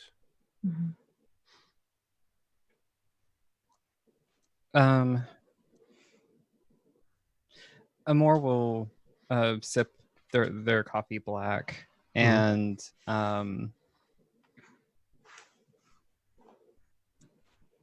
about a person with the title Rost von Gribben? Rost von Gribben. No. I don't know that I've ever met anyone with a title named a title of Rost von Gribben. My great grandfather used to once talk about a Rost von Gribben that he grew up with, but that was back in the stories always changed as he got older, primarily because he could never remember things as he got older. That happens to all of us, I hear. Hasn't quite happened to me yet, but I'm assuming it's going to happen any day when all of a sudden I start forgetting the things that I always once knew. Does that ever happen to you? Do you ever forget things that you knew at one point in time? Not that I remember. You have quite the wit on you, Elise. I am quite impressed. But no, Zagreb. Yes, that was it. He grew up in Zagreb, not too far from here, but definitely not here. They're here, but not here. And he had talked about someone named Rost. It may not have been von Gribben. It was von something that started with a G. No, I think it was von Gribben. Why do you seek a von Gribben?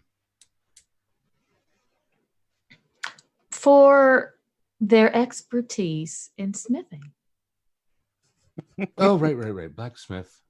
Von Gribben Smith. I don't know, but I will see if I can find this von Gribben. Where would you like such information sent? The Teatro de San Luca. Okay. Excellent. I'll be there fairly regularly for rehearsals, and I anticipate Amora will be as well. Oui.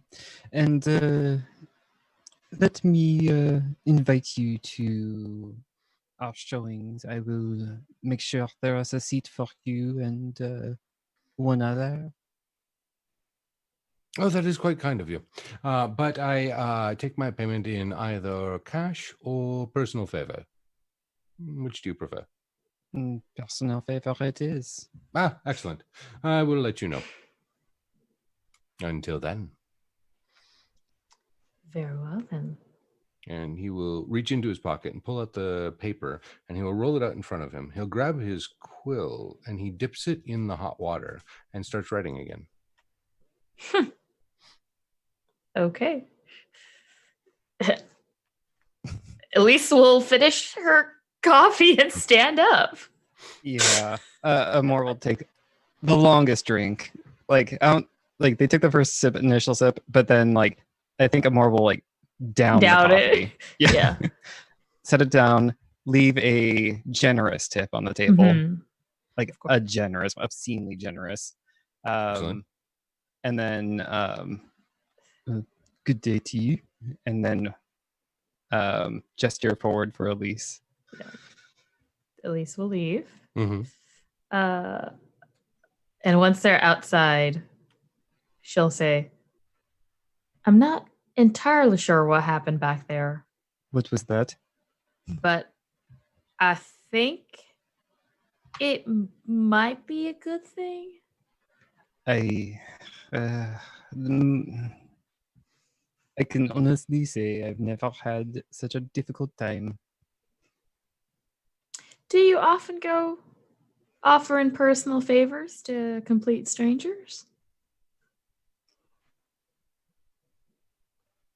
Often is an interesting time, but I find it gets you into places where you might want to go. I love your outlook. As you return to the Cafe Florin, you find Ekaterina sitting with the Contessa. Hello. You're back. Yes, and with presents here, these are for you, lovely Elise. A Oh. bouquet of blue and purple irises. Thank you. Wisdom, hope, faith, and a bouquet of Alpine Asters for you, dear Amor. Patience, love, the wish that things could have been different. Oh, thank you. These are beautiful. You're very welcome. They're wonderfully lovely. Thank you.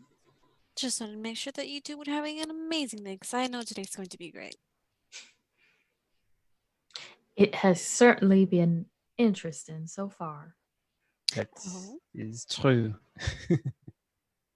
We met Interesting how. quite the colorful fella across the way. It's not worth the... Bother's the wrong word. Time. It would, if anything comes of it, it might be worth getting into it, but I'm not entirely sure something will. We either struck jackpot or got bamboozled. It's unclear. I mean, that's usually my opinion when dealing with Austrians. So, there you go. Yep. Well, I'm glad, let's just say I'm glad that's not our only option. whatever result, I'm sure it'll be interesting. That I'm sure of. Well, I believe we have just enough time to get crossed down to the university in time for our dear professore's lecture. Yes, indeed. Shall we? We shall. Let's. And the Contessa would get up and leave the payment for the coffees on the table, and also leave a generous tip, because that's what she does. Mm-hmm. And if they will allow it, she will link her arm through Jacer's. Yep.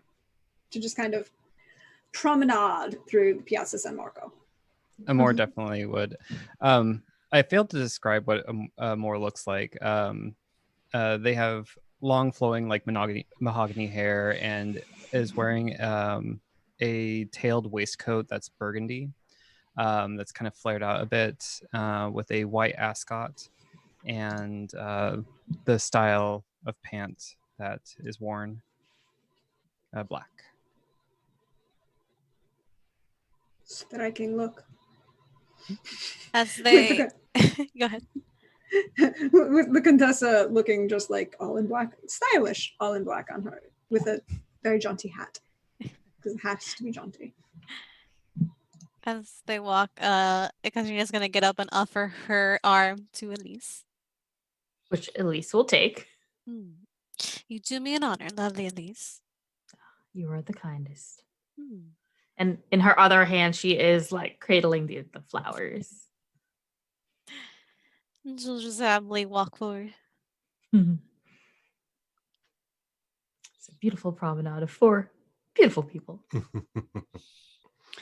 And you make your way to the university, where we find... I'll stop for flowers for the professor. Yes. Where we find the professor. People are starting to fill in. The crowd still looks a little sparse when your 4 acquaintances from breakfast do arrive. But it is still, I wouldn't say early, but it is not quite time to begin yet. What do you do, Professor Thayer?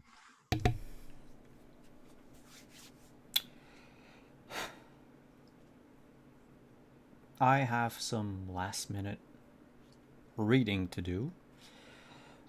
From time to time, the professor would try to peek through the curtains or the door leading to the room, like from the... I assume this is like an auditorium? No, think more like a large lecture hall at a university. Okay. Yeah, he would from time to time look at the room, see how many people are there, how filled up the room becomes, pace, grab a flask of something strong in his vest and down it.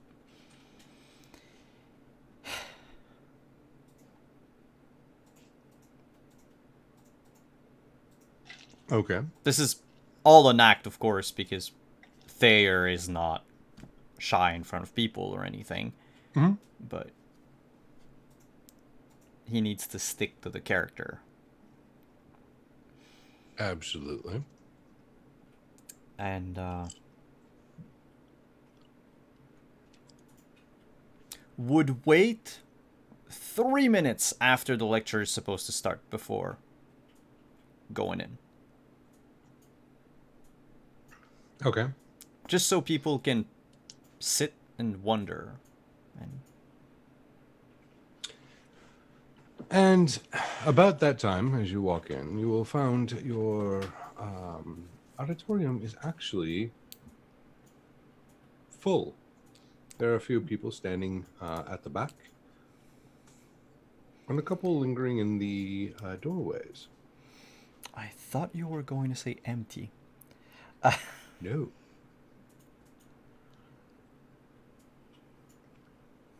So, you find yourself in a packed house. Your friends or acquaintances, front row, in front of the faculty. The whole of 2 or 3 departments behind them. And a variety of people from the community and the student body throughout the rest of the room as you begin and make your entrance.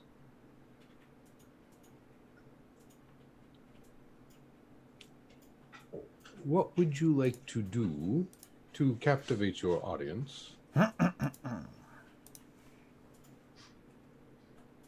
Is there a particular skill that you would employ in order for your lecture to have resonance amongst them?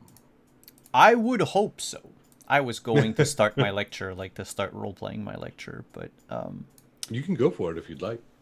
it begins as this. Forensic science, also known as criminalistics, is the application of science to criminal and civil laws, mainly on the criminal side, during criminal investigation as governed by the legal standards of admissible evidence and criminal procedure. The word forensic comes from the Latin term forensis, meaning of or before the forum. the history of the terms originates from Roman times, during which blah blah blah, and I can keep reading the Wikipedia page if you want me to. No need. And the attention is on you as you continue. Are you doing anything else during that process?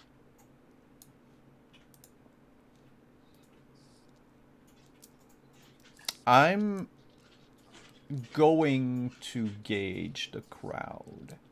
Okay. Who's sitting here? Who, aside from my dear friends, who would never fall asleep during my lecture, I am definitely taking notes. Rapt attention. Elise is definitely doing something I have done in college, which is look over at Katarina's notes and make sure her eyes can't be seen. yeah, Sorry, man. Philosophy 103. I did that to my friend who was sitting next to me. We were sitting front row in front of the teacher until I actually fell asleep on her lap. I mean, it happens. And also, like, Elise is not a science person in the least. She's probably going over her notes in her head and is just like, oh. So, yeah, the professor would like to see who's attending the lecture. What type of people? Like, I don't try to, like, memorize their face, but I want to see how they're dressed, how they hold themselves. Anyone here who might look like someone who would put those theories to practice? Or are any here because of, like, just curiosity? Or are even some, like, dilettantes that would just, you know, not waste their time, but, you know, they have nothing better to do and they're filthy rich, so I'm also interested in knowing, like, who's a person of means amongst the assistants, the audience. Fair enough. And what skill would you like to apply to this? I would like to apply perception to my scanning the audience. And if you need something to, like, to gauge how good my lecture goes, I could go education or charisma, but probably education. Okay. So let's go ahead and start with the education. Okay. That is diamonds. That is diamond, and that is great for me. Okay. No, education is good for me. Apologies. Okay. So base 6 plus 9, that's a 15. Excellent. Outside of Elise, not too many people are falling asleep. And let's go ahead and get you a replacement card, as is the process. And then perception. Perception is great. Okay. And I will use my Deuce's Basically. Wild on it. Okay, so that'll be a base 10. Plus whatever you play. Yeah, plus... If you wish to play a card. It's diamond as well, so I'm going to play the only other diamond I have. Okay, so that'll be a 13. Yes. As you scan the crowd, you see a handful of different folk. Different classes. Some of the more devious ones you are pretty sure are students. Just, you know, based on your earlier conversation at breakfast. There are, a handful of others who look to be more street savvy. But you don't know if that has anything to do with a criminal element as much as it just has to do with the clothing that they wear. There are merchant class and political class and above. You do see beyond the Contessa, a few others that are of some sort of station, based on the jewelry and sorts of things, fineries that they wear, unless, of course, they had borrowed them, or that was all that they do have of value, that they might be in that realm. But yeah, it's a little bit of a lot of different things outside of the large number of professors and students that make up the bulk of the 100 and some odd people that have made it standing room only. Okay. The professor would go on with his lecture. Let me pop up my Wikipedia page. And he would actually, like, because this is the first lecture, he's just going to talk about, like, the history of criminology, well, criminalistics, and what brought us to this day, and then give, like, end the lecture with a preview of the second one, which is going to go into the like, various methods of forensic science, toxicology, ballistics analysis, fingerprints, and all of that stuff.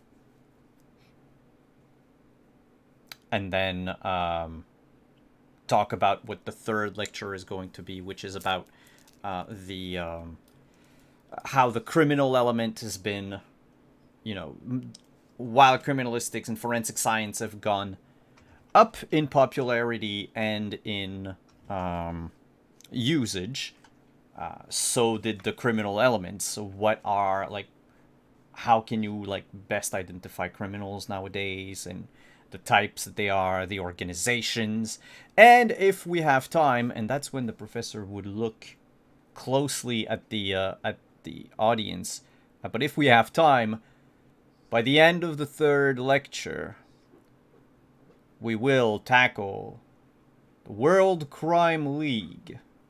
Myth or reality?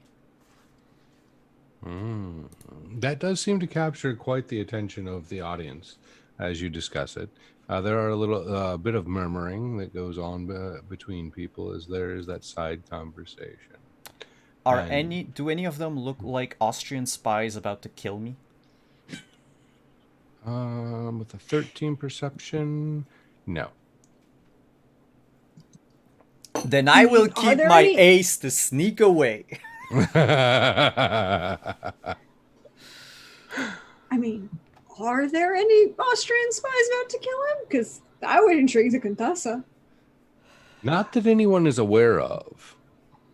Okay, fair. He's the man with a gun. Wait, no, this could be interesting. And on that climactic note, we did cross the $10 circumstance, and we have a lucky 7 to give out to Ekaterina. I believe that's 2 of them for Ekaterina. I do. So, as a reminder to the audience, for every $10, lucky 7 is doled out to one lucky player, and what that means is they basically have a 5th card in their hand. It is a 7, but it can be any suit that they need at that moment that they can play instead of one of the cards in their hand. Okay. Moving forward. The lecture ends. People start to file out. There is a polite, clap at the end, as well as one of the faculty comes up and thanks everyone for coming and mentions that Professor Thayer will be back with his next lecture the following week, and to look forward to these as they progress. Reminder that lecture number 3 is tickets only, and you can purchase them at the Bursar's office. What do the rest of you do as Professor Thayer attempts to sneak out? Try to find Professor Thayer. I'm not like sneaking out. Since nobody looks like they're about to shoot me, he would stay in the front of the room if anyone has like further questions or like if anyone wants me to sign anything. Sign my baby. Or yeah, like if anyone wants to like keep the conversation going or anything, he would be more than happy to oblige and perhaps move the group to a different location if he realizes that there's too many people. Obviously, a number of the faculty will engage you in conversation. At this point, most of everyone else kind of filters out, though. A couple linger, taking some notes down, but a handful of people will stop by and say, "Thank you, it was very enlightening," or things of that nature, before they make their exit. But it's mostly the faculty that are trying to pick your brain, outside of the other four who are, I assume, approaching. If not, just Ekaterina. Hello, Professor. That was quite an intriguing lecture, I must say. Oh, thank you. Yes. Oh, these are for you. She gives you a bouquet of begonias. Knowledge. Oh, my. Thank you. These are lovely. You really did not have to, but thank you very much. You're very welcome. Thank you for giving that amazing lecture. Now, I must ask, do you have a preferred area to study? Ballistics, or fingerprints, or maybe facial recognition, or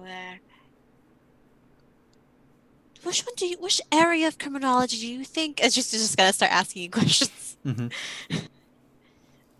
I'm just gonna talk about that for a while. Yeah, he would let you know that one of the things that fascinates him the most is anthropometry. Anthropometry. Yeah.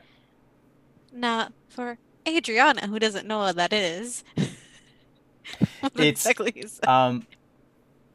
it's like the measurements of someone to try to be able to identify someone by like the length of their arms, the width of their shoulders, that despite wearing a disguise, there are telltale signs that you can use to identify someone without without resorting to fingerprints or like clues they might leave behind or anything. Interesting. Yeah, it's a thing that is not really used anymore anyway because technology changes and all that. But like back in the olden days, that's how you could confirm eyewitness reports with like, oh, he was a tall person. Yeah, but how tall compared to where they were and blah blah blah, and like it's impossible that it would be this person because they're too small to get through that window. Stuff like that. Now, I must ask, which is what I wanted to talk to you when we first met at the opera. Have you ever thought about the uses of a virtual reality agent by Miss Ada Lovelace for recreating crime scenes?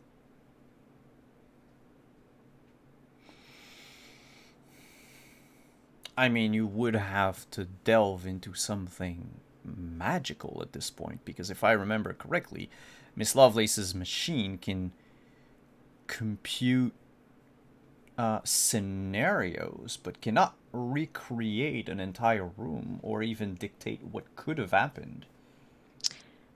But if you can recreate some sort of semblance, not necessarily an entire room, but if you were in a room say with lots of objects. Say a crime happened at a museum. If you could dictate where certain things are placed, you don't have to recreate the place entirely, but it would help, no?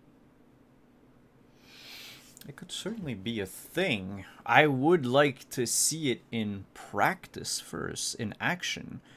I have to say, Miss Ekaterina, that I am a little doubtful as to if such a thing would be useful. It might. It's just the feasibility, the machine itself needed to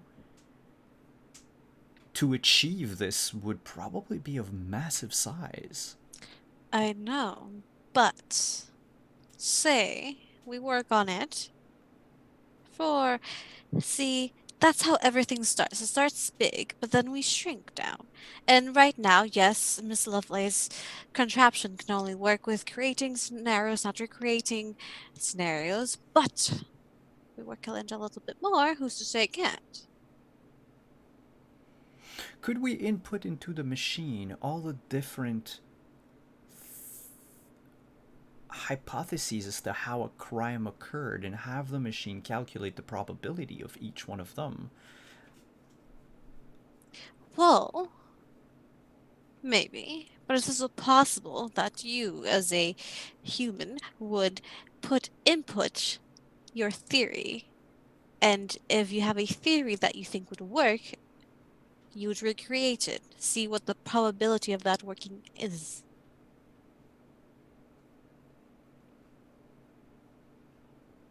I have to say, Miss Ekaterina, my curiosity is piqued. Is this... You seem to be talking about this machine as if you already had an inkling as to how it should be built and programmed. Not an inkling, just a thought. Everything can use improvement. Oh, definitely. Is this something you would like to work on? Possibly. I like to work on many things. And is this something that you would like me to help? Very much so.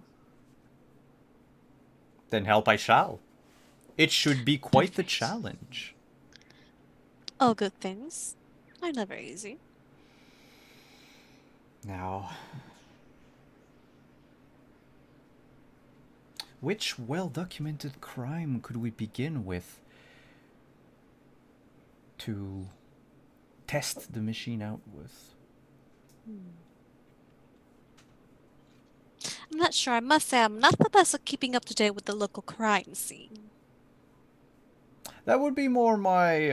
I was half thinking out loud, but I will come back to you with all my notes. Yes, I think we should talk about this later before our acquaintances fall asleep. Bah, I've never had anyone fall asleep in any of my lectures so far. It is a point of pride. Oh. I may have found someone that did.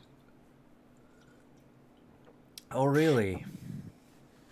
No, just joking. But she was halfway there. Halfway is not completely asleep. It's very true. It's very true, Professor. Now, come. She'll take a moment to follow, where yeah. the rest of them are. But you'll walk up on Amor, exclaiming to the Contessa, "What poor lighting this stage has!" You can't. It's a lecture hall, Amor. It's not their theater. You shouldn't judge it based on their your professional standards. I was going to stand and applaud, but no one else was really that enthusiastic. Well, they're academics, Amor. They don't get enthusiastic about anything that isn't 100 years old and dead. And let me rephrase that. They probably will get enthusiastic and have a very violent debate about everything that has happened, but it won't be in front of us. So they'll go back into their little corners and then spend, hours or days pulling apart the good professor's theories and expertise, and then they'll come back with all the reasons why he's wrong on 50 billion different things. Well, I will say that the professor is a great actor. Very much so. I do agree with that statement. He is a fabulous actor. It's a wonder he Wonderful doesn't want more accolades. But yes. No. I mean, not everyone has your talents, Amor. You're too kind. It was a fabulous lecture, right, Elise? It was absolutely riveting. Riveting is certainly a word one might choose for it. I didn't know acting was in your repertoire, Professor. It is not. I actually have stage fright. One You might think masked it that. marvelously, if that's the case. I think it's the tweed. It helps. It A good doesn't costume breathe. does do marvels. We definitely does something. I got flowers. Yes. I assume they're pretty. I don't know Yeah, what those they're flowers look like. pink. They're Oh. pink and pretty.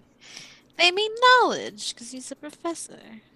That is a wonderfully flattering color for you, Professor. Thank you. Now I do believe I need to put them in a vase or something. Oh, yes, and these. Elise looks down at the flowers that she's still carrying. Oh, Everyone's you got still flowers carrying as well. flowers. All of us have flowers, I think. Yes. Oh Yes. wow, everyone has flowers.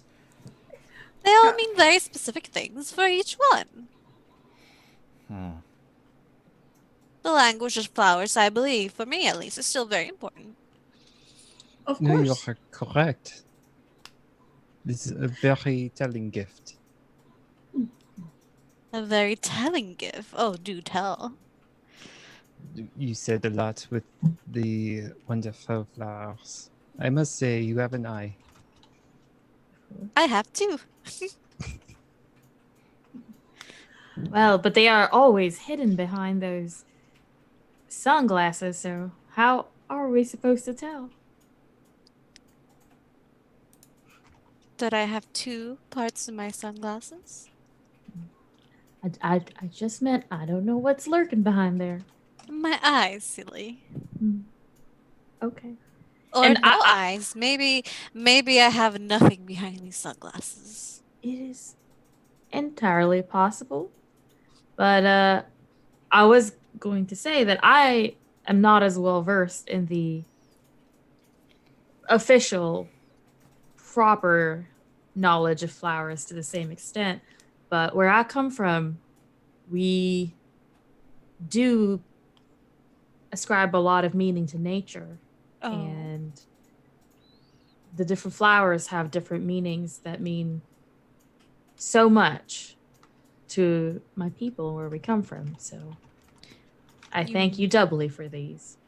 You're very welcome. You must tell me more of where you come from. How about this?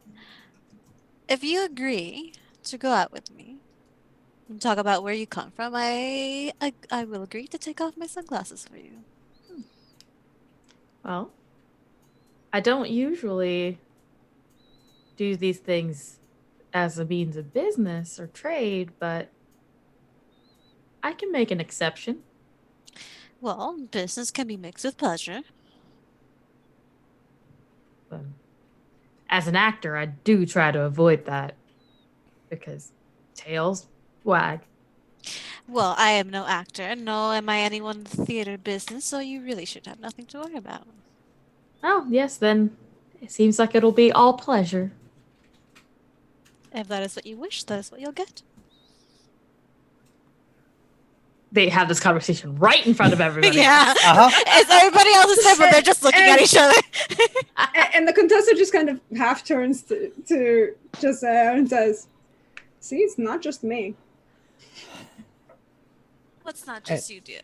And on that lovely note, we're going to end tonight's session.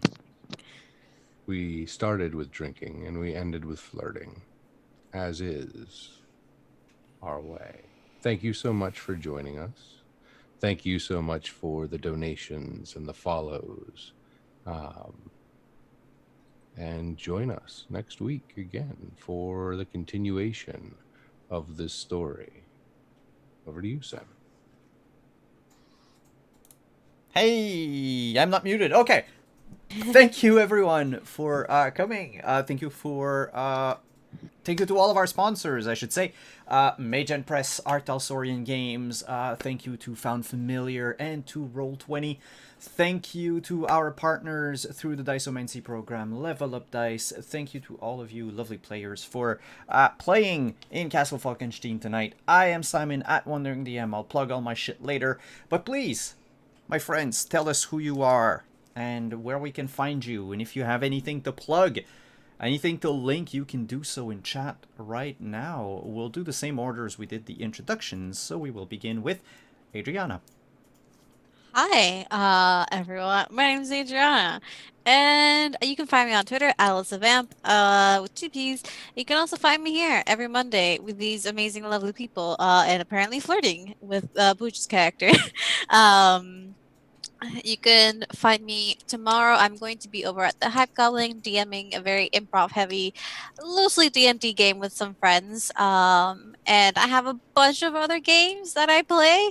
I'm gonna plug in the one of the most important ones for me, which is my main one, which is Plot Hunters, where I play with a wonderful DM named Zolani, and it is our channel, and it's a all POC, all LGBTQ plus channel. So if you like supporting those spaces, come watch us. We're playing Tyranny of the Dragon Queen, I think. There's so many dragon ones, I get them confused. But I play a buff barbarian babe, so hey. Anything else, if you go on Twitter and follow me, I'll plug the link in a second. You'll see when it's happening, because way too many games. I'll be here for 10 minutes straight. All right. Kenny. Hey, there's a mute button. Hi, I'm Kenny. You can find me on the Twitter at PunderDrone. When I'm not playing this amazing game, I am on the Experience Points channel. You can find us on Twitter at EQ Points. Every other Saturday, we play a Starfinder game where I am the narrator. And every other Sunday, we play a Numenera game where I am a player. So come check us out. Pooja. Hi, I'm Pooja. You can find me on Twitter at Pooja and on Instagram at Poojaberwalkie.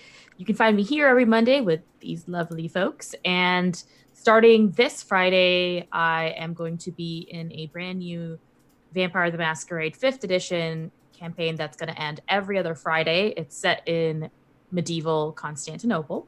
So it's going to be very interesting. And I'm excited. It's my first time playing in that system. And in a couple of weeks, I will be in a short arc of a Star Wars game that's going to be, I believe, in the Scum and Villainy play set, and I will be plugging that. That and the Vampire game are both on Manapot Studios. I'll set a link to my Twitter in the Twitch chat, so you'll be able to see me retweet links and things for those as they come up. And if any of you are going to be doing Gen Con this weekend, I will be partaking in Gen Con online, both with some planned games, and I'm hoping more pickup games because everything I was looking at seemed to be already packed. So we'll see how it goes. Out of curiosity, before I move on to someone else, what are you playing in your vamp game? I am playing a Toreador from India. She's going to be a little baby, but my whole plot is that she was a court dancer who was embraced by her mentor, basically to give her the weapons to survive in a cruel, misogynistic world. And so she's like all charm and she's a scene queen. Mm-hmm. It's going to be very fun. I have a very, very intense wig I will be wearing, and I'm going to be raiding my mom's closet for costume pieces. So, ooh, cool. Moving on to Chris. Thank you. I'm Chris Geary. You can find me on Twitter at Chris Geary. On Mondays, you'll find me here as the host of Adventures in Castle Falkenstein. On Fridays, you'll find me back here, but not this Friday because of Gen Con Online, playing Cyberpunk Red as the infamous Mr. White or Dr. Frost, depending on how you find him. And then beyond that, I am continuing work on Omens Rising, an indie game that is in development with quite a number of folks right now. And we are building the world, and we'll have things hopefully to share soon. And Deirdre. Oh, you lost her. We lost. She's not here. Oh, there she's there. There she is. Yay! Well, the cameras are crooked, but no matter. Could you scooch a bit No, to the right, sorry. Deirdre? Am I right or you're right? You're right, but you're okay. Okay, this is me. Am I right? Yep. It's your turn to plug shit. Okay. But, all right.